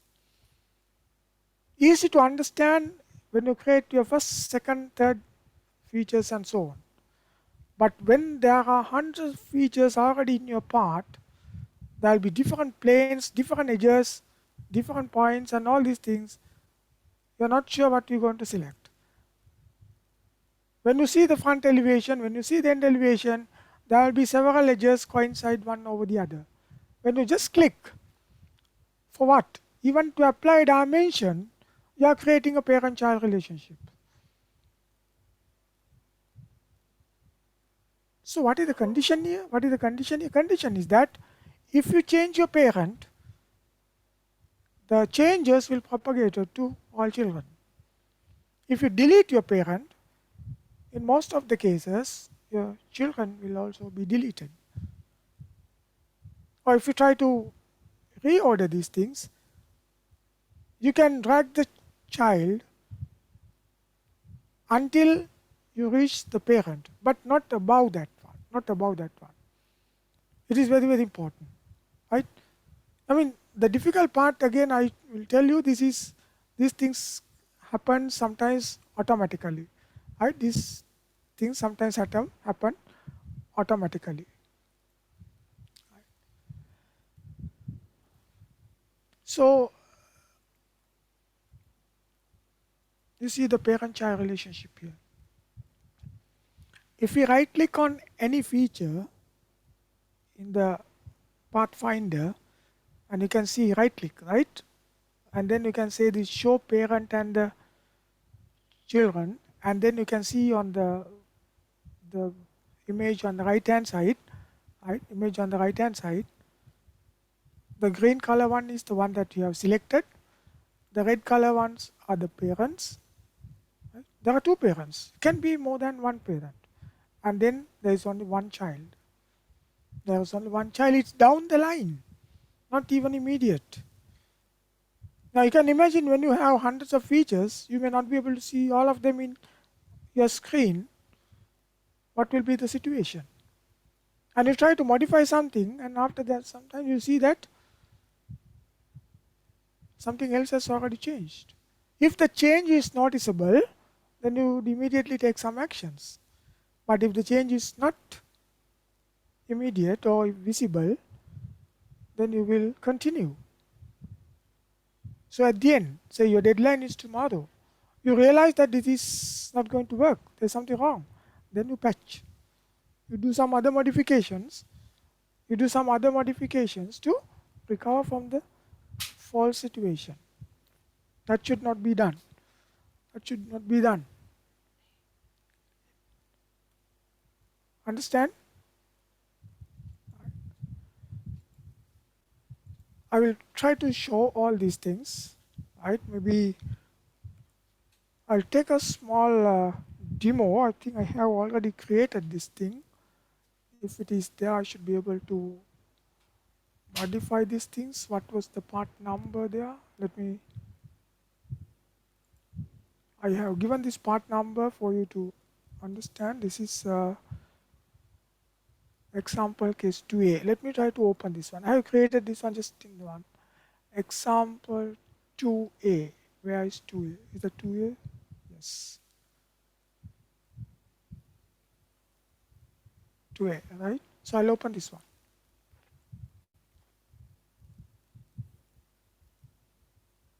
I'll keep this one maybe somewhere around. You can see over here, there are several features. I'll select this one, right? Maybe right click. Okay, maybe I'll select this one first. Right click and then say show parents and children. You see, there are no, there's only one child. You can see over here. Right? Oh no, that's the one that I've selected.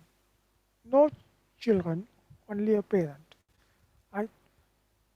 Can there be someone without a parent? Think and tell me later. So if I select this particular one, right click and say show parent and children, you will say it is the same thing. Right?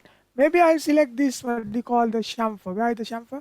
Chamfer is located to this one. If I right click here and then say parent and children, now you see two parents and then one child. Right? So if I try to say suppress this one without deleting, say what's going to happen. What has happened to those children or the child? Disappeared. If you do something to your parent, all these children is going to get affected. That is why it is important. If it is something noticeable, I can immediately do some corrections. If not, then you continue. And at the same time, you can see, sometimes I can't avoid this one as well. So for example, I'll unsuppress this. You will get them back again. Now this chamfer, right, need to be applied to this whole. I can't separate them. So this parent-child relationship in a way helps you to maintain that one. So if I don't want something, maybe there are a series of features that I want to remove with the selected feature. How do you do that? By creating a parent-child relationship with them. Then I don't want to worry about that. And it goes in the other way around. If you create them without, unknowingly if you create them, then the problem starts. Then the problem would start. Right? Now you see, even these simple things, the sketching and everything, part is simple. Maybe you can spend, let's say, 10 minutes maximum to complete this. But look at the issues behind these things. All these things should be in your mind. If you are there, I would say again, you are right in the path of the learning path. If not, you are just modeling. Right? Okay. Maybe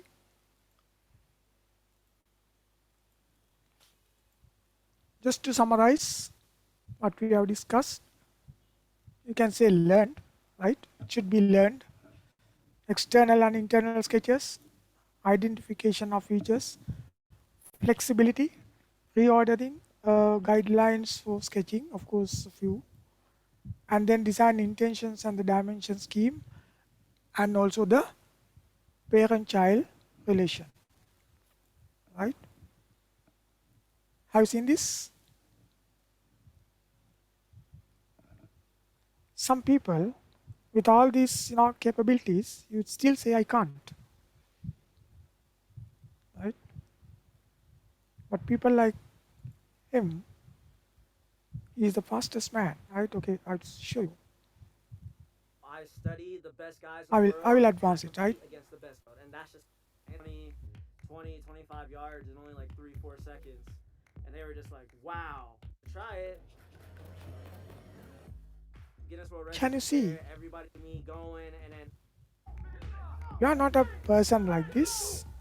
and the crazy thing was my first one was actually faster than my I was expecting. I was like, There are many stories like this. I don't want to take my time to, so I was born with from this seminar to and do all these things. taking this Right? boy. 7 months later, Different. and 5 The years world is later, different. and it's the best thing that's ever happened to me. Right? Don't worry about what others are doing. Every day, I was going to 2 or 3 wrestling practices. Concentrate on your part only. It's the world's most dangerous and oldest You see sport, here. and I just thought it looked fun. Everybody just accepted them. They didn't look at me as I was different. They went hard. Got it? Right. Now, tell me. Have you got them? The things that I have discussed? Or you have some problems? Or maybe it's too complicated for you. Or maybe even too easy. I know everything. Or I know some of them.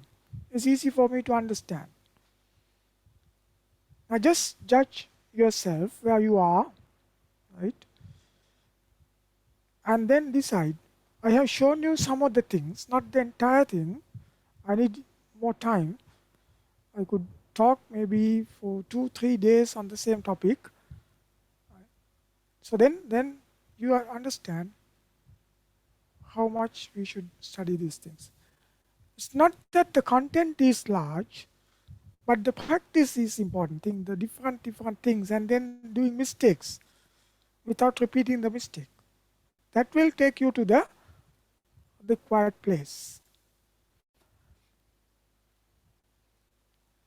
Right? How many of you can run? All of you? At least when there is a dog after you? It happens automatically at least, right? But how many of you can win? What is the difference between you and the person who is going to win? And how many of you can at least reach certain milestones? Right? Maybe the top.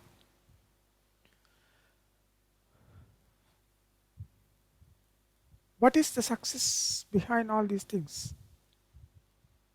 One thing is practice. one thing is practice. You have other things as well, but those things maybe say can be achieved. But practice is the most important thing that you should concentrate on. Right? No other way. And also, if you are given a chance to follow a course like this, yes, it's for free. Registering is free. Only a few places remaining. Online diploma in swimming. I'm also doing something similar to that, right? I'm just showing you the way how you can do it. But until you start doing this one, you won't realize this. You will never be able to model. It's up to you, right? It's up to you to decide.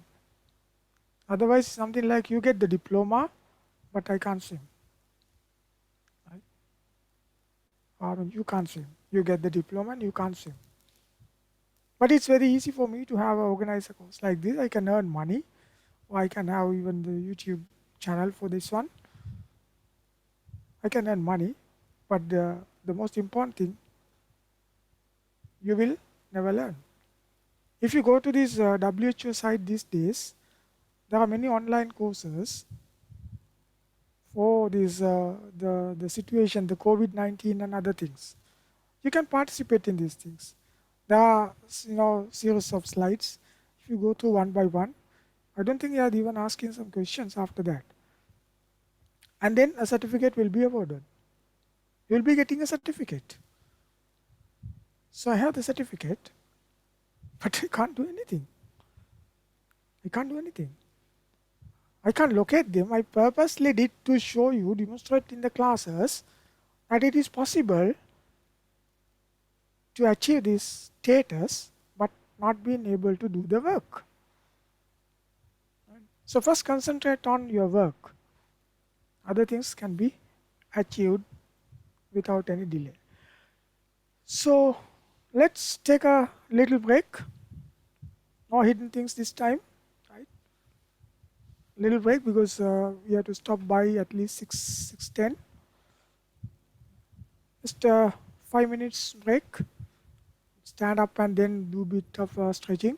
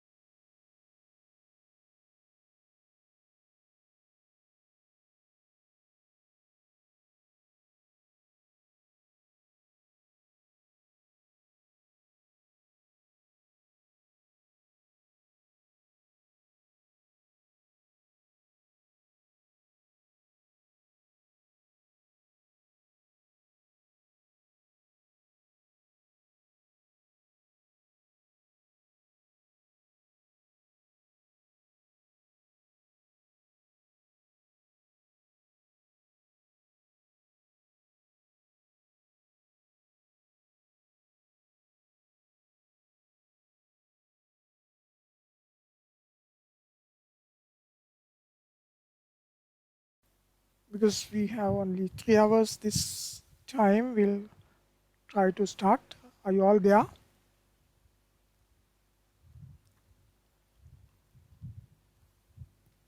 Are you tired? Okay, maybe let me have a very simple poll here. Can you quickly answer this? The things that we have discussed so far. I hope everyone is there.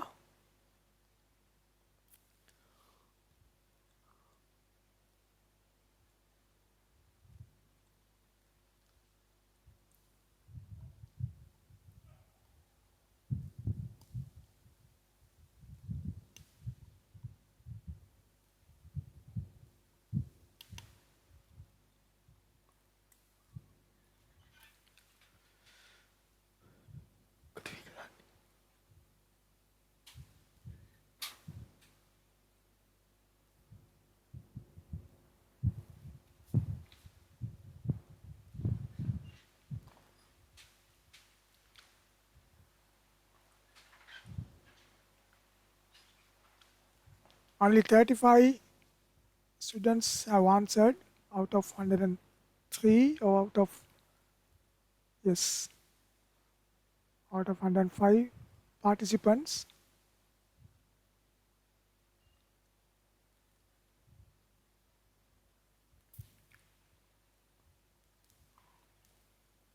I'll wait until it becomes at least 50 or 60.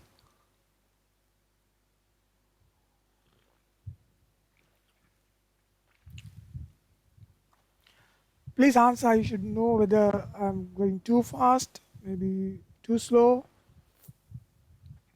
or maybe the right speed, or whatever it is.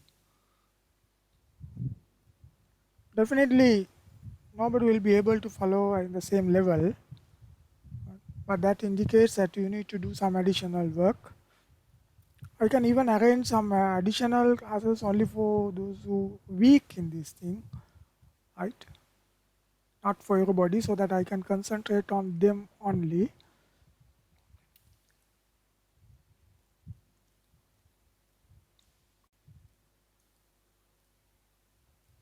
Almost like 57 been answered.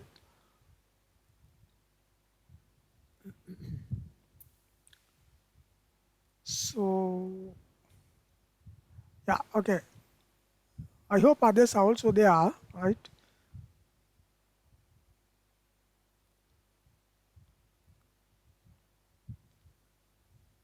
If they're not in the class, I can't help. But remember, you'll not be getting this chance again.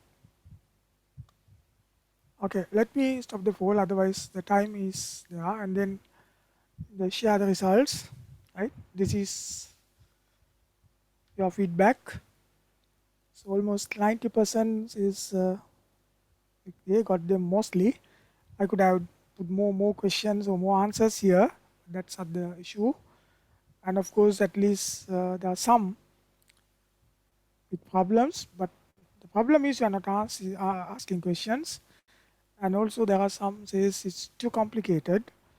Right? So let me help those two and the below. Right? Maybe I will ask Dr. Lihil to organize an additional thing. It will be an additional kind of a thing, small seminar like thing, but you should not all come into that one, only for those who weak, right? And so let me continue.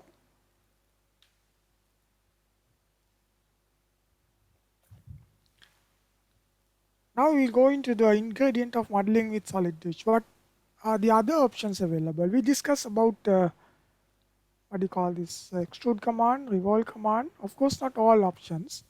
It's up to you. I mean, they are all ingredients that that's why I use this name. It's up to you to choose what to do with them. Right? There are no guidelines for these things. Right? If you know what you can do with this particular thing, then you can choose what features you can create with this thing. Right? So extrude command and the cut command, of course, we need for a little extent. Revolve command and revolve cut also we'll see. Maybe the fillet, the round command, you know, to a certain extent. Maybe we'll concentrate on the other parts little later, right? Because it's important that you practice these things and then get to a certain level, right? Now, bit more about this extrude command. You see the three pictures over here. Compare that one with the sketching plane, which is for the front plane, the top plane. First one, it has been extruded to upwards in the positive z direction. The second one, it's to both directions and it is symmetrical. You can see from the size. And for the third one, it is both directions but unsymmetrical, right? So how do I achieve these things? Here we have the dialog box, right? You choose all these things. You see the first one in the extend setup over here, extend setup, right? Say for example, give me a few seconds.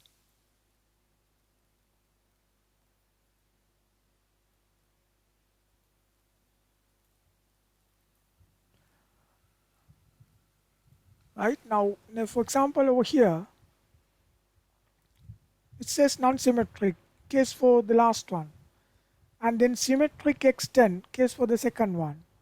Now see, it's not been selected here. What is selected, you see it's highlighted in light blue color, is there's the finite extent, means you know the depth. Here the extent is given over here. Even for the symmetric extent, first two, and then you could select anything from here. This will decide whether you want to have a symmetric option, non-symmetric option to both sides, or just none, only one side, right? It's not going to into the both sides. One side, both sides symmetric and both sides unsymmetric, right? And then you decide the extent means the depth of extrusion, if it is the extrusion command. Then you have many options, like for example, through all. Now the through all option will not be applicable here. Through all option will not be applicable here because there's nothing else. There's nothing else. And then through next also is not applicable, but from to extent is available, finite extent is available. Finite means you define the depth. And of course you have some more things under here, the treatment step. Treatment steps, we'll come to those things a little later. Right? Oh, wait, my mouse is not working.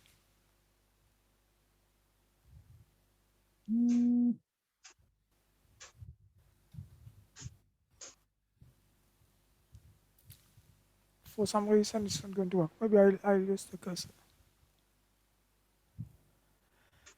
Right? So these are the things that you want to highlight here.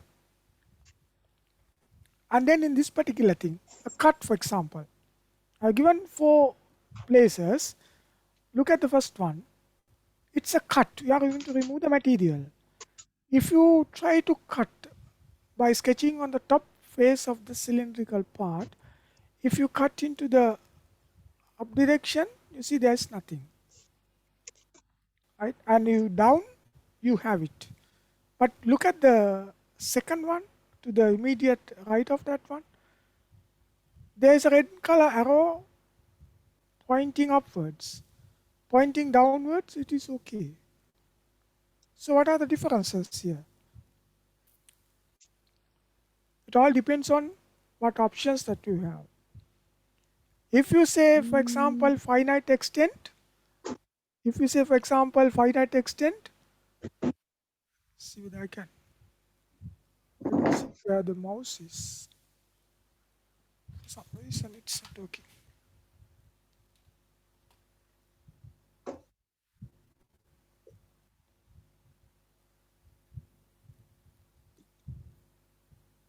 Okay, right, so, and if you select for example through next, then you have this red color arrow in the upward direction. Through next means there is nothing available in that direction. But if you select finite extend, the first picture would appear. But anyway, the cut won't be taking place because there is no material. And downwards, yes. But in the second case, when you select, for example, through next, downward direction, it is there. When you say through next, what does it mean? Through the end of the cylinder or through the end of the rectangular base? By practicing different options, you need to understand all these things because the software is behaving in the same manner, right? It's same manner. So the logic is simple. If you understand the logic, then it is easy to model, right? This is the through next option, right? So this is what we call the example case 3. Let me see whether I have that one already opened.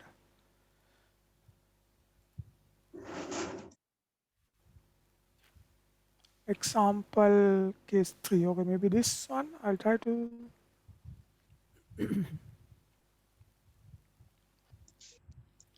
So you have this last part, right? I'll right click and say edit definition. So I'll be able to take that one. Here you have the extend setup. It says it's through all. This way it is okay, but upwards there's a problem. Right? This way it is okay, but how far it is going? You see now? This is through all, right? Through all. Maybe I'll change to through next. How about this one? It is also possible. See whether what is happening. Still it is going through, but how about upside? Now you can't create it because there is no next option. But I'll say finite extent. I'll say something like say 25. You see this direction, it is there. Depth is fixed already, right? It's not going through anyway because the depth is fixed. That is to the bottom direction. How about upward direction? You see here? There's a problem, but anyway, the feature will not be created, but that red color arrow is missing. Understand? So it all decides on all these things, right? Excuse me. And then, for example, this one. The difference between through all, through next, and you define the length or the depth of this one will all be the same for one instant.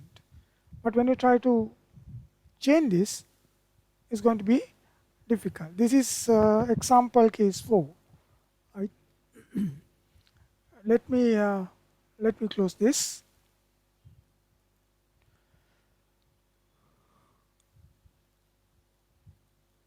And then example case, what was that?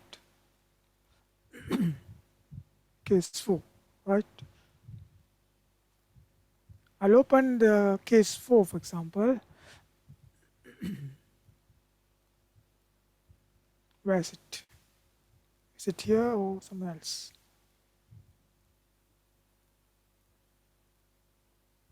Okay.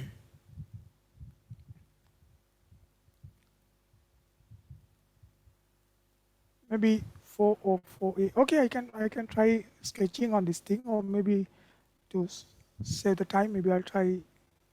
Or that is a different thing. Maybe I'll try on this. Right? Let's sketch on this thing. Maybe an cut, for example. Right?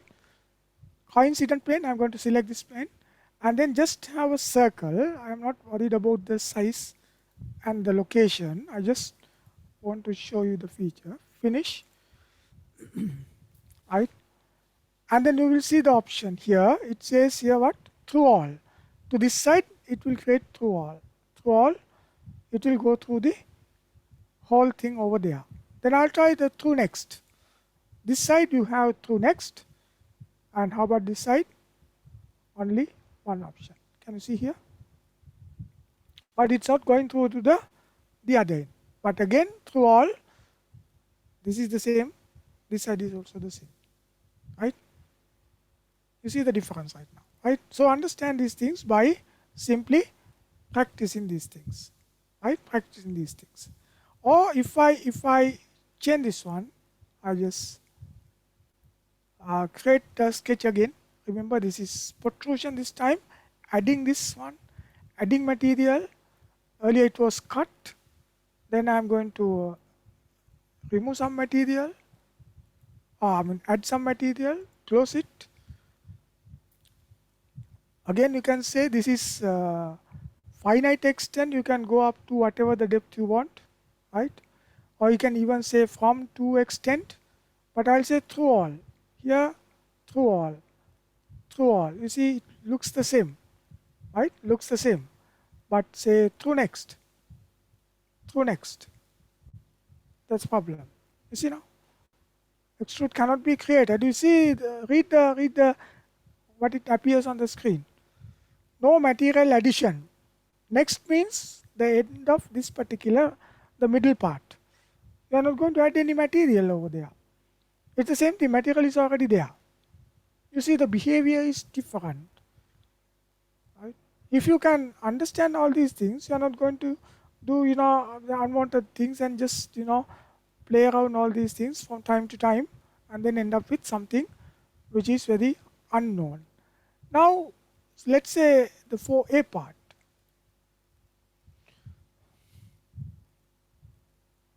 The effect of, suppressing these things, right? Here there is a cut. This is already suppressed. I will unsuppress it. Now this is what it is. Where is the sketch? Here is the cutout. I can start editing the profile. You see where the sketch is. I'll show you where the sketch is. Sketch is at the other corner. Internal surface of that one, right? Internal surface of that one.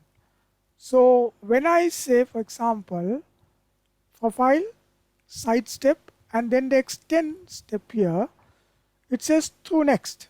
It's going to go through next. Or you can say through all, right? It will go through all. I'll say through next, right? Fine. And then finish. It's nothing to finish because it's already done, right? So this is what it is created. Now let's see the middle one. That is this one. I don't want this feature. I'm going to suppress. So together with that, that hole should disappear. Am I correct? Because I have created the hole in that middle part. Now I decided to remove the middle part. Maybe we want to make sure I can come back. I will suppress. What happened to the hole?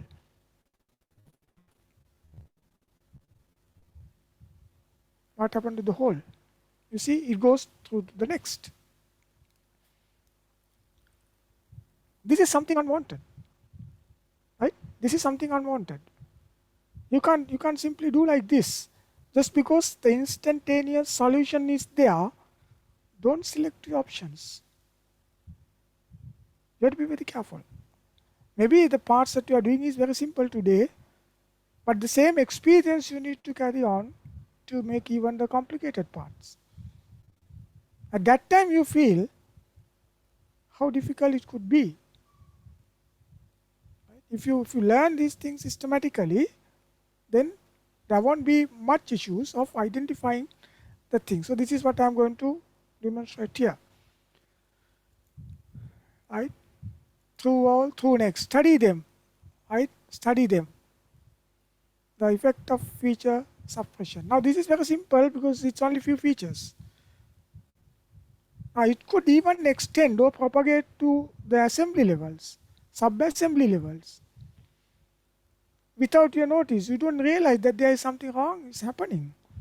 And once you finish your design, you will ask someone else to generate the 2D drawings. So the drawings are incompatible.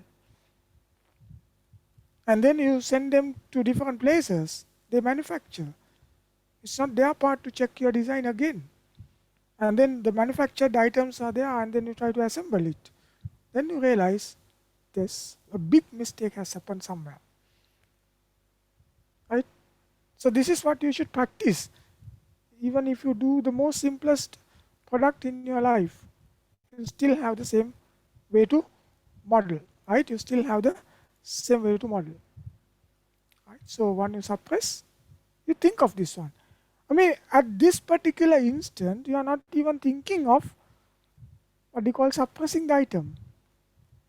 But when you select this option through all, through next and everything, see what could happen.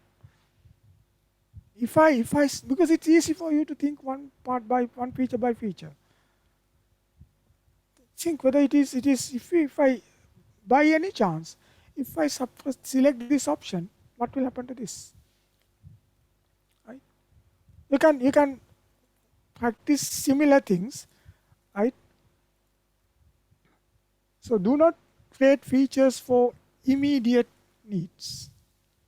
If the solution appears on the screen, don't be satisfied. The techniques behind, the method behind, the steps behind is very important. It's very important, right? So the same thing for the protrusion I have already demonstrated, right? Why these question marks, problems are coming. Try to understand this thing. Don't try to get away from that, right? Get away from that one. A little bit of things for you to know that you can change some of the options. Maybe in your solid edge screen, the appearance may be different to what you see on this screen right now. I will go through these things. Later I will cover, but anyway you can explore them, what it mean by each and everything. There are hundreds of parameters are there, right? So that controls the behavior or the appearance of your solid edge. So the demonstration may be the same thing, and hopefully you don't have any questions, right?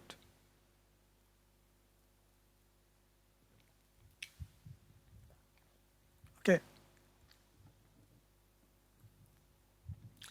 Then the revolve command, right? Maybe a little bit more. So you see then external sketch, and then the protrusion 1 and protrusion 2. You see the product? The same extrusion, no similar extrusion that we used to create our first feature or the first part, slightly different anyway. But look at the product. With an external feature, you could end up with something like this. Or else, if you keep on continuing, this is also something similar to that. When you create the revolve feature, then you have to select what you call the axis of revolution. If it is an internal sketch. If it is an external sketch, of course you don't need, right? You don't need. Let's try.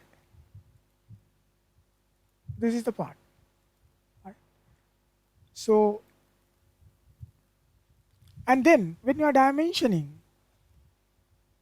you see I'm just drawing only 1/2 because it has a circular symmetry.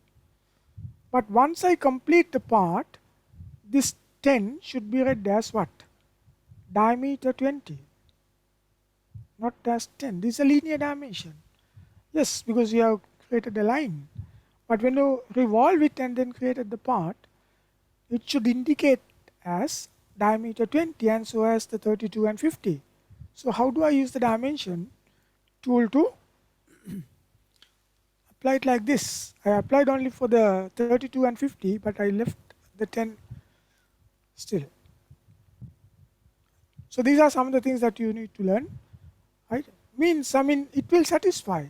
Remember, in your product, the dimensions which are given may be 64 and 100, right? So never define the radius when the diameter is given, or the vice versa.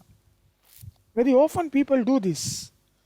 Diameter is given, use the diameter. If the radius is given, use the radius. If you don't know, find it out. It is possible. I'm showing you these examples. Software is allowing you to do this one. Why? Because it is important. The diameter or the radius or any other dimension should appear on your model as it is, not derived parts. 32 I derived from 64 by dividing it by 2. You might be thinking that dividing by 2 is that complicated. No. This is how the design is working. Right?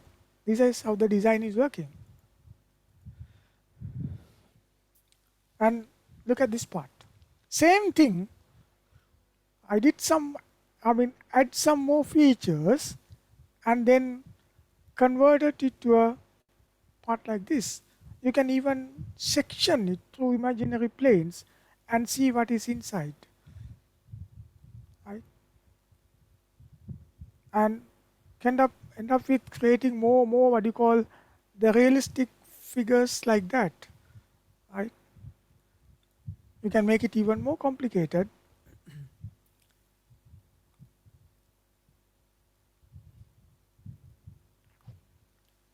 Right, now the issue is not that. If this part is given, where are you going to start modeling? We could end up with even more complication parts, but anyway you saw that our initial sketch was very simple. Right? And then little by little adding features, you're going to make it more complicated. Again, one more idea. Make your sketches simple, that is you already know, and at the same time make your what you call features also simple. By adding so many simple features, you can make your product complicated. But don't try to complicate the product, or just because it is a complicated product, don't start with complicated what you call sketches and features. That way it's not going to work. Always simple. Always simple. We call these things what you call the building blocks. Imagine you are constructing a house. Whether it is a simple hut covered with walls, or it's a mansion, or it's a multi-story hotel complex, or whatever it is, the building blocks or the building block is the same. If you can identify that part, 3D modeling is nothing. Otherwise, it's going to be extremely difficult. Don't try to create your own, kind of concepts and other things. It's okay. You follow the guidelines. You follow the systematic method. Then you can develop your own methods, right?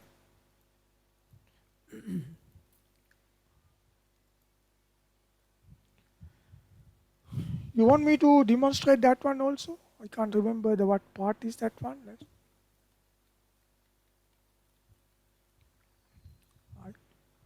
Let me see what this part is.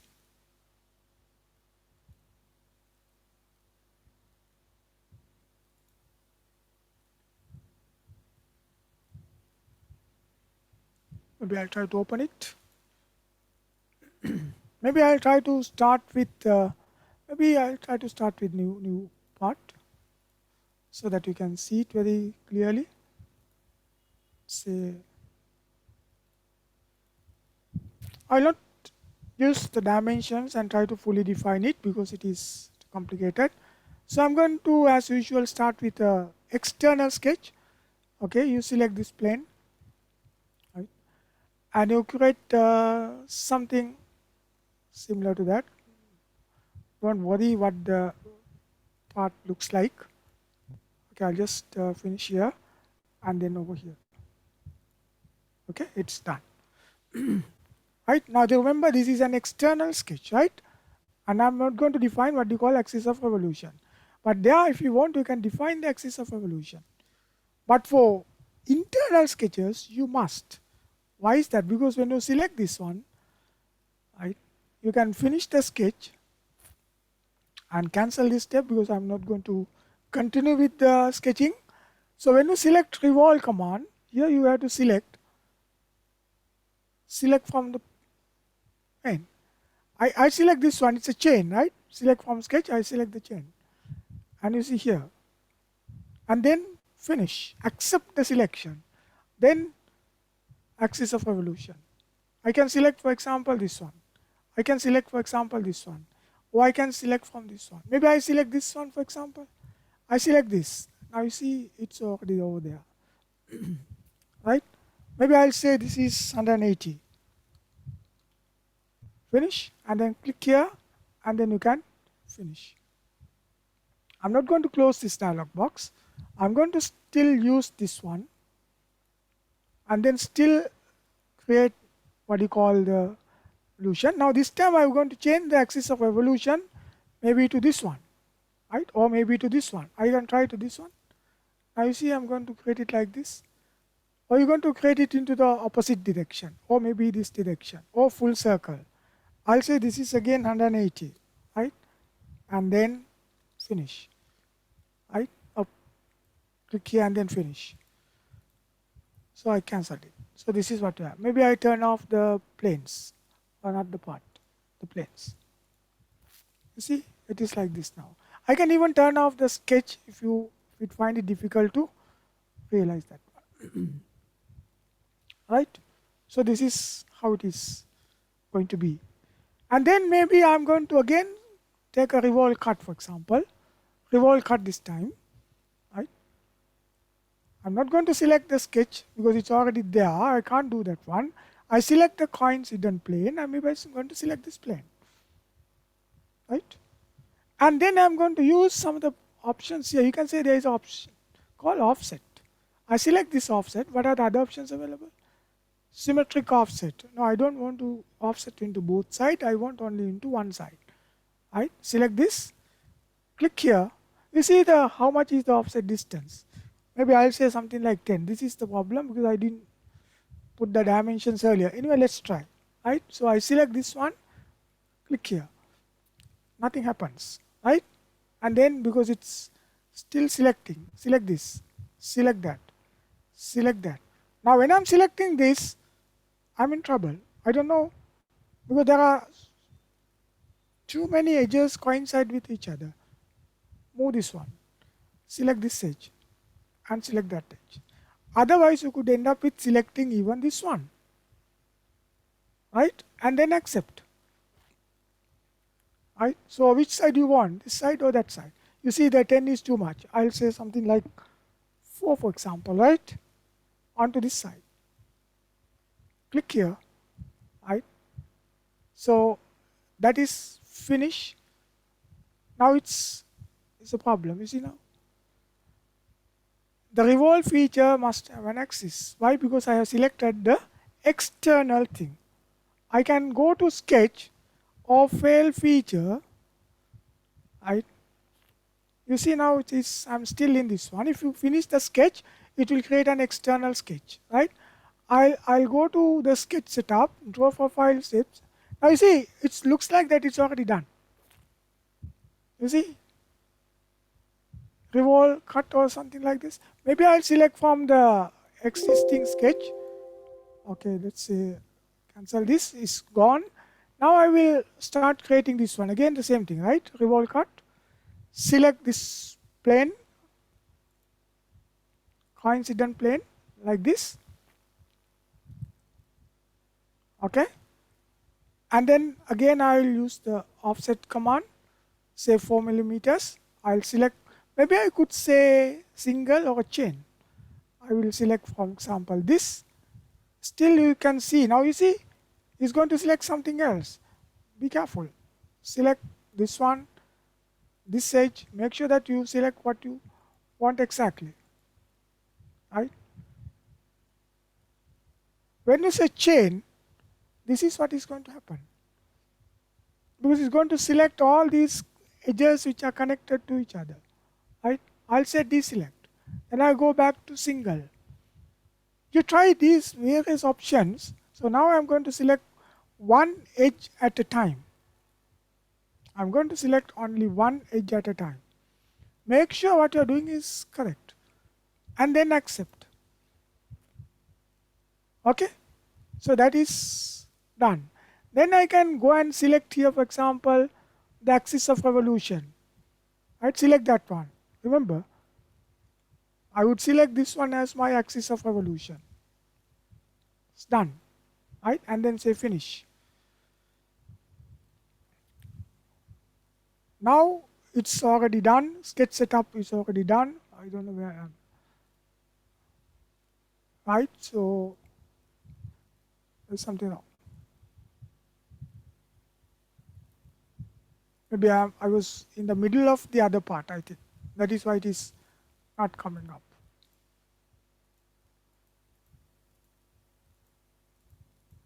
Okay, first let me have a sketch separate.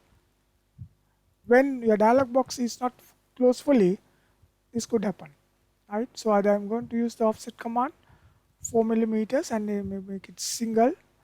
So you can go in whatever the direction you want. Right. So I'm not going to define the axis option, except, so define the offset side.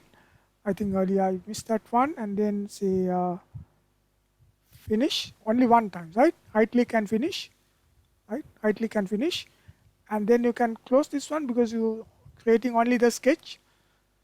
Your sketch is already there, and then you can finish the sketch. Now this time I'm going to take a revolve cut. Select from sketch, you select this one. Here you have again the axis of revolution. Once you accept, you select this one as your axis of revolution, right? Here you select this one, and then you select only this one as your axis of revolution. If it can be selected, you see over here. Now it's not going to work. Maybe there is no edge. Maybe if you select this one, you see, if it is not selectable, okay, if I select this,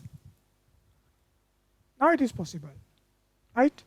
You try all these various options, right? Okay, you can go back to the previous one or whatever it is, and then you can say again 180 and then finish, and then finish it off, right? So only onto this side, and then finish. You see what you have created?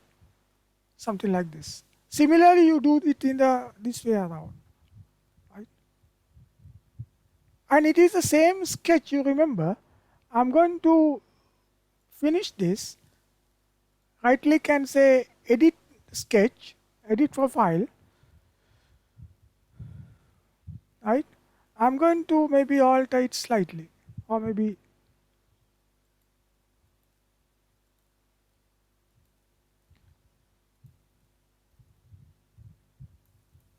is it already snapping?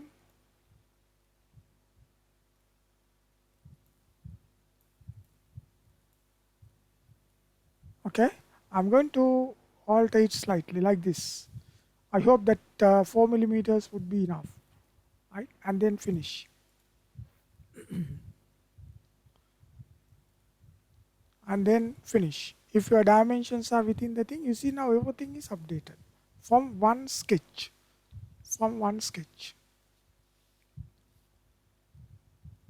Got it? And by adding simple features, you can make it more complicated, and that is how the modeling should work. Maybe I will take this on onto the next lecture. But anyway, I can finish few more slides.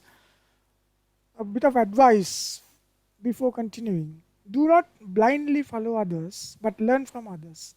Don't even follow me. Right? You should have your own way of, own vision, own way of thinking. Develop that one. But take examples from others. And then you analyze on your own and then try to decide. Right? And then always listen to others, but decision is yours. Right? Ask from others. Listen to others. Read books. But the decision is yours. Then only you are developing kind of the learning kind of skills within you. And do not search for the method, right? Instead of try different methods, right? There are no such thing called the method. There are various ways. It depends on your requirement as well. So try to understand these things. And do mistakes, but do not repeat the mistake. Right? Do mistakes, but do not repeat the mistake. You should know what you are doing. Then only you can understand what you have done, what mistakes that I have done, not to repeat it again. If you blindly do the thing, you don't know what mistakes that you are doing. So repeatedly you are doing the same thing, or you are just going around and end up with doing the same mistake. Right? Why you should do mistakes? Because your last mistake is your best teacher. Right? You learn by doing mistakes and keep practicing. The best method is yet to realize. Keep practicing. If you finish it, you do it again with different methods. Why? Because you have not yet realized the best method. Maybe it's yet to come. Who knows? Maybe tomorrow, day after tomorrow. If you have that vision, you keep on practicing. Don't get satisfied. Right? Don't get satisfied. And remember, projects are impermanent, but learning is lifelong. You are doing a lifelong thing, but not you are fulfilling the requirements of the module. If that is the case, if that is your objective, you will soon finish this one. Right? So it's very important. Now, I don't want to continue with this, but I will maybe send, actually someone is asking for me to share the slides. Of course, I'll do that one. Right? I mean, Dr. Lihil will hopefully coordinate that one. Right? So the two drawings are there. Right? Probably I will ask Dr. Lihil to share these figures so that you can try them. Right? In the different ways where you're going to start. Right? It's your own way. You try it, then I will explain it.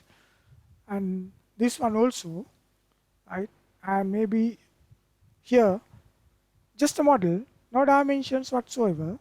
You decide. You need to have that experience as well. Define your own dimensions and the design intentions. And tell me whether you have achieved it or not. Don't model it and then define the dimension or the design intention. First design intention, write down somewhere, and then the model it. Right? Here's another one. Right? So if I just give you an idea, getting little bit more complicated than complicated, right? If you can't see, for most of you, this is the figure, the object like, right? And of course, you can make it even more realistic. So this is our ultimate goal. You start with something and then end up with something more realistic. Something more realistic. Right?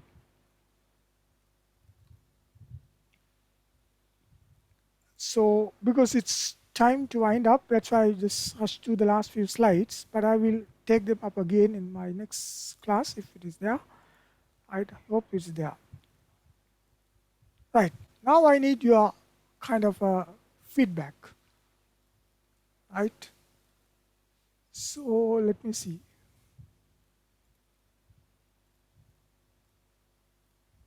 Give me your feedback up to now.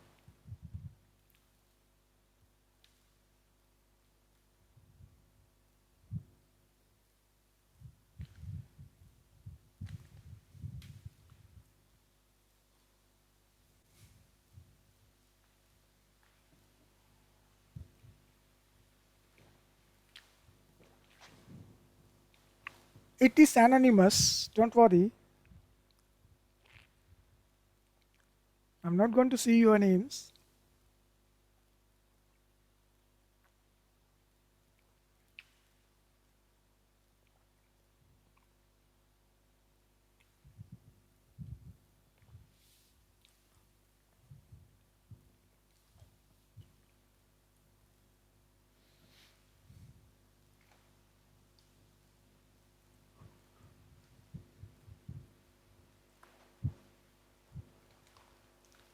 Only 60 have answered. I hope others are also there in the lecture.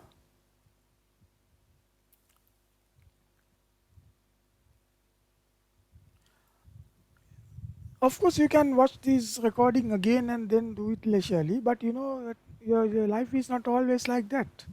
You don't have time to do it second time, third time, or the fourth time. It's good that if you can have it. But what you should practice is do it in the right time, in the right place. So then you are not wasting your time. then you are not wasting your time.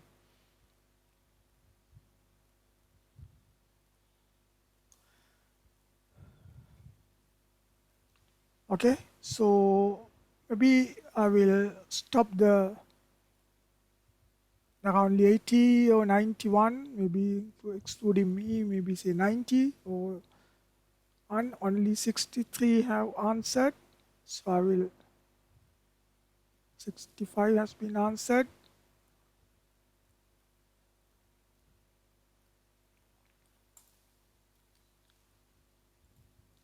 Right, so this is your response. Anyway, you are in the receiving end. Right? The result is no useful. I mean, for you, there is no use for these results. Right? You must practice.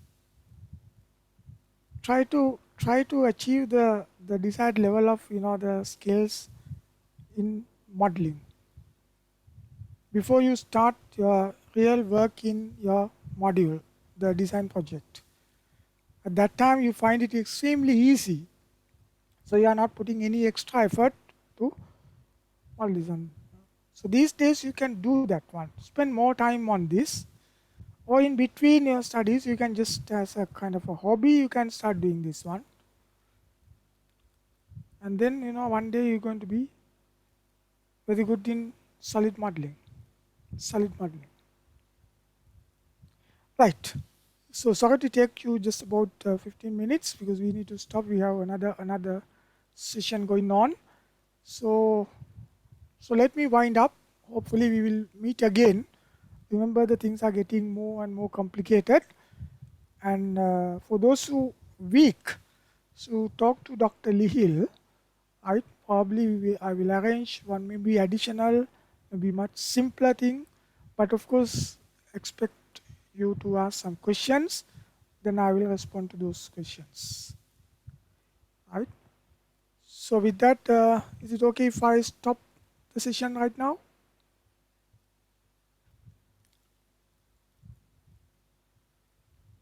This is for the next seminar. I'll talk about more solid modeling tools. Synchronous modeling is very important. Right? Before you go into the depth of the feature-based, the history-based modeling, and then customizing your user interface, and then how to create some templates, because in your project it is important. Otherwise, for each and everything, you'll have to modify this thing. Consistency needs to be maintained. Right. So with that, I think I will stop the seminar number 2, and hopefully we'll meet again maybe on week's time, or we'll schedule it. We'll let you know. Okay.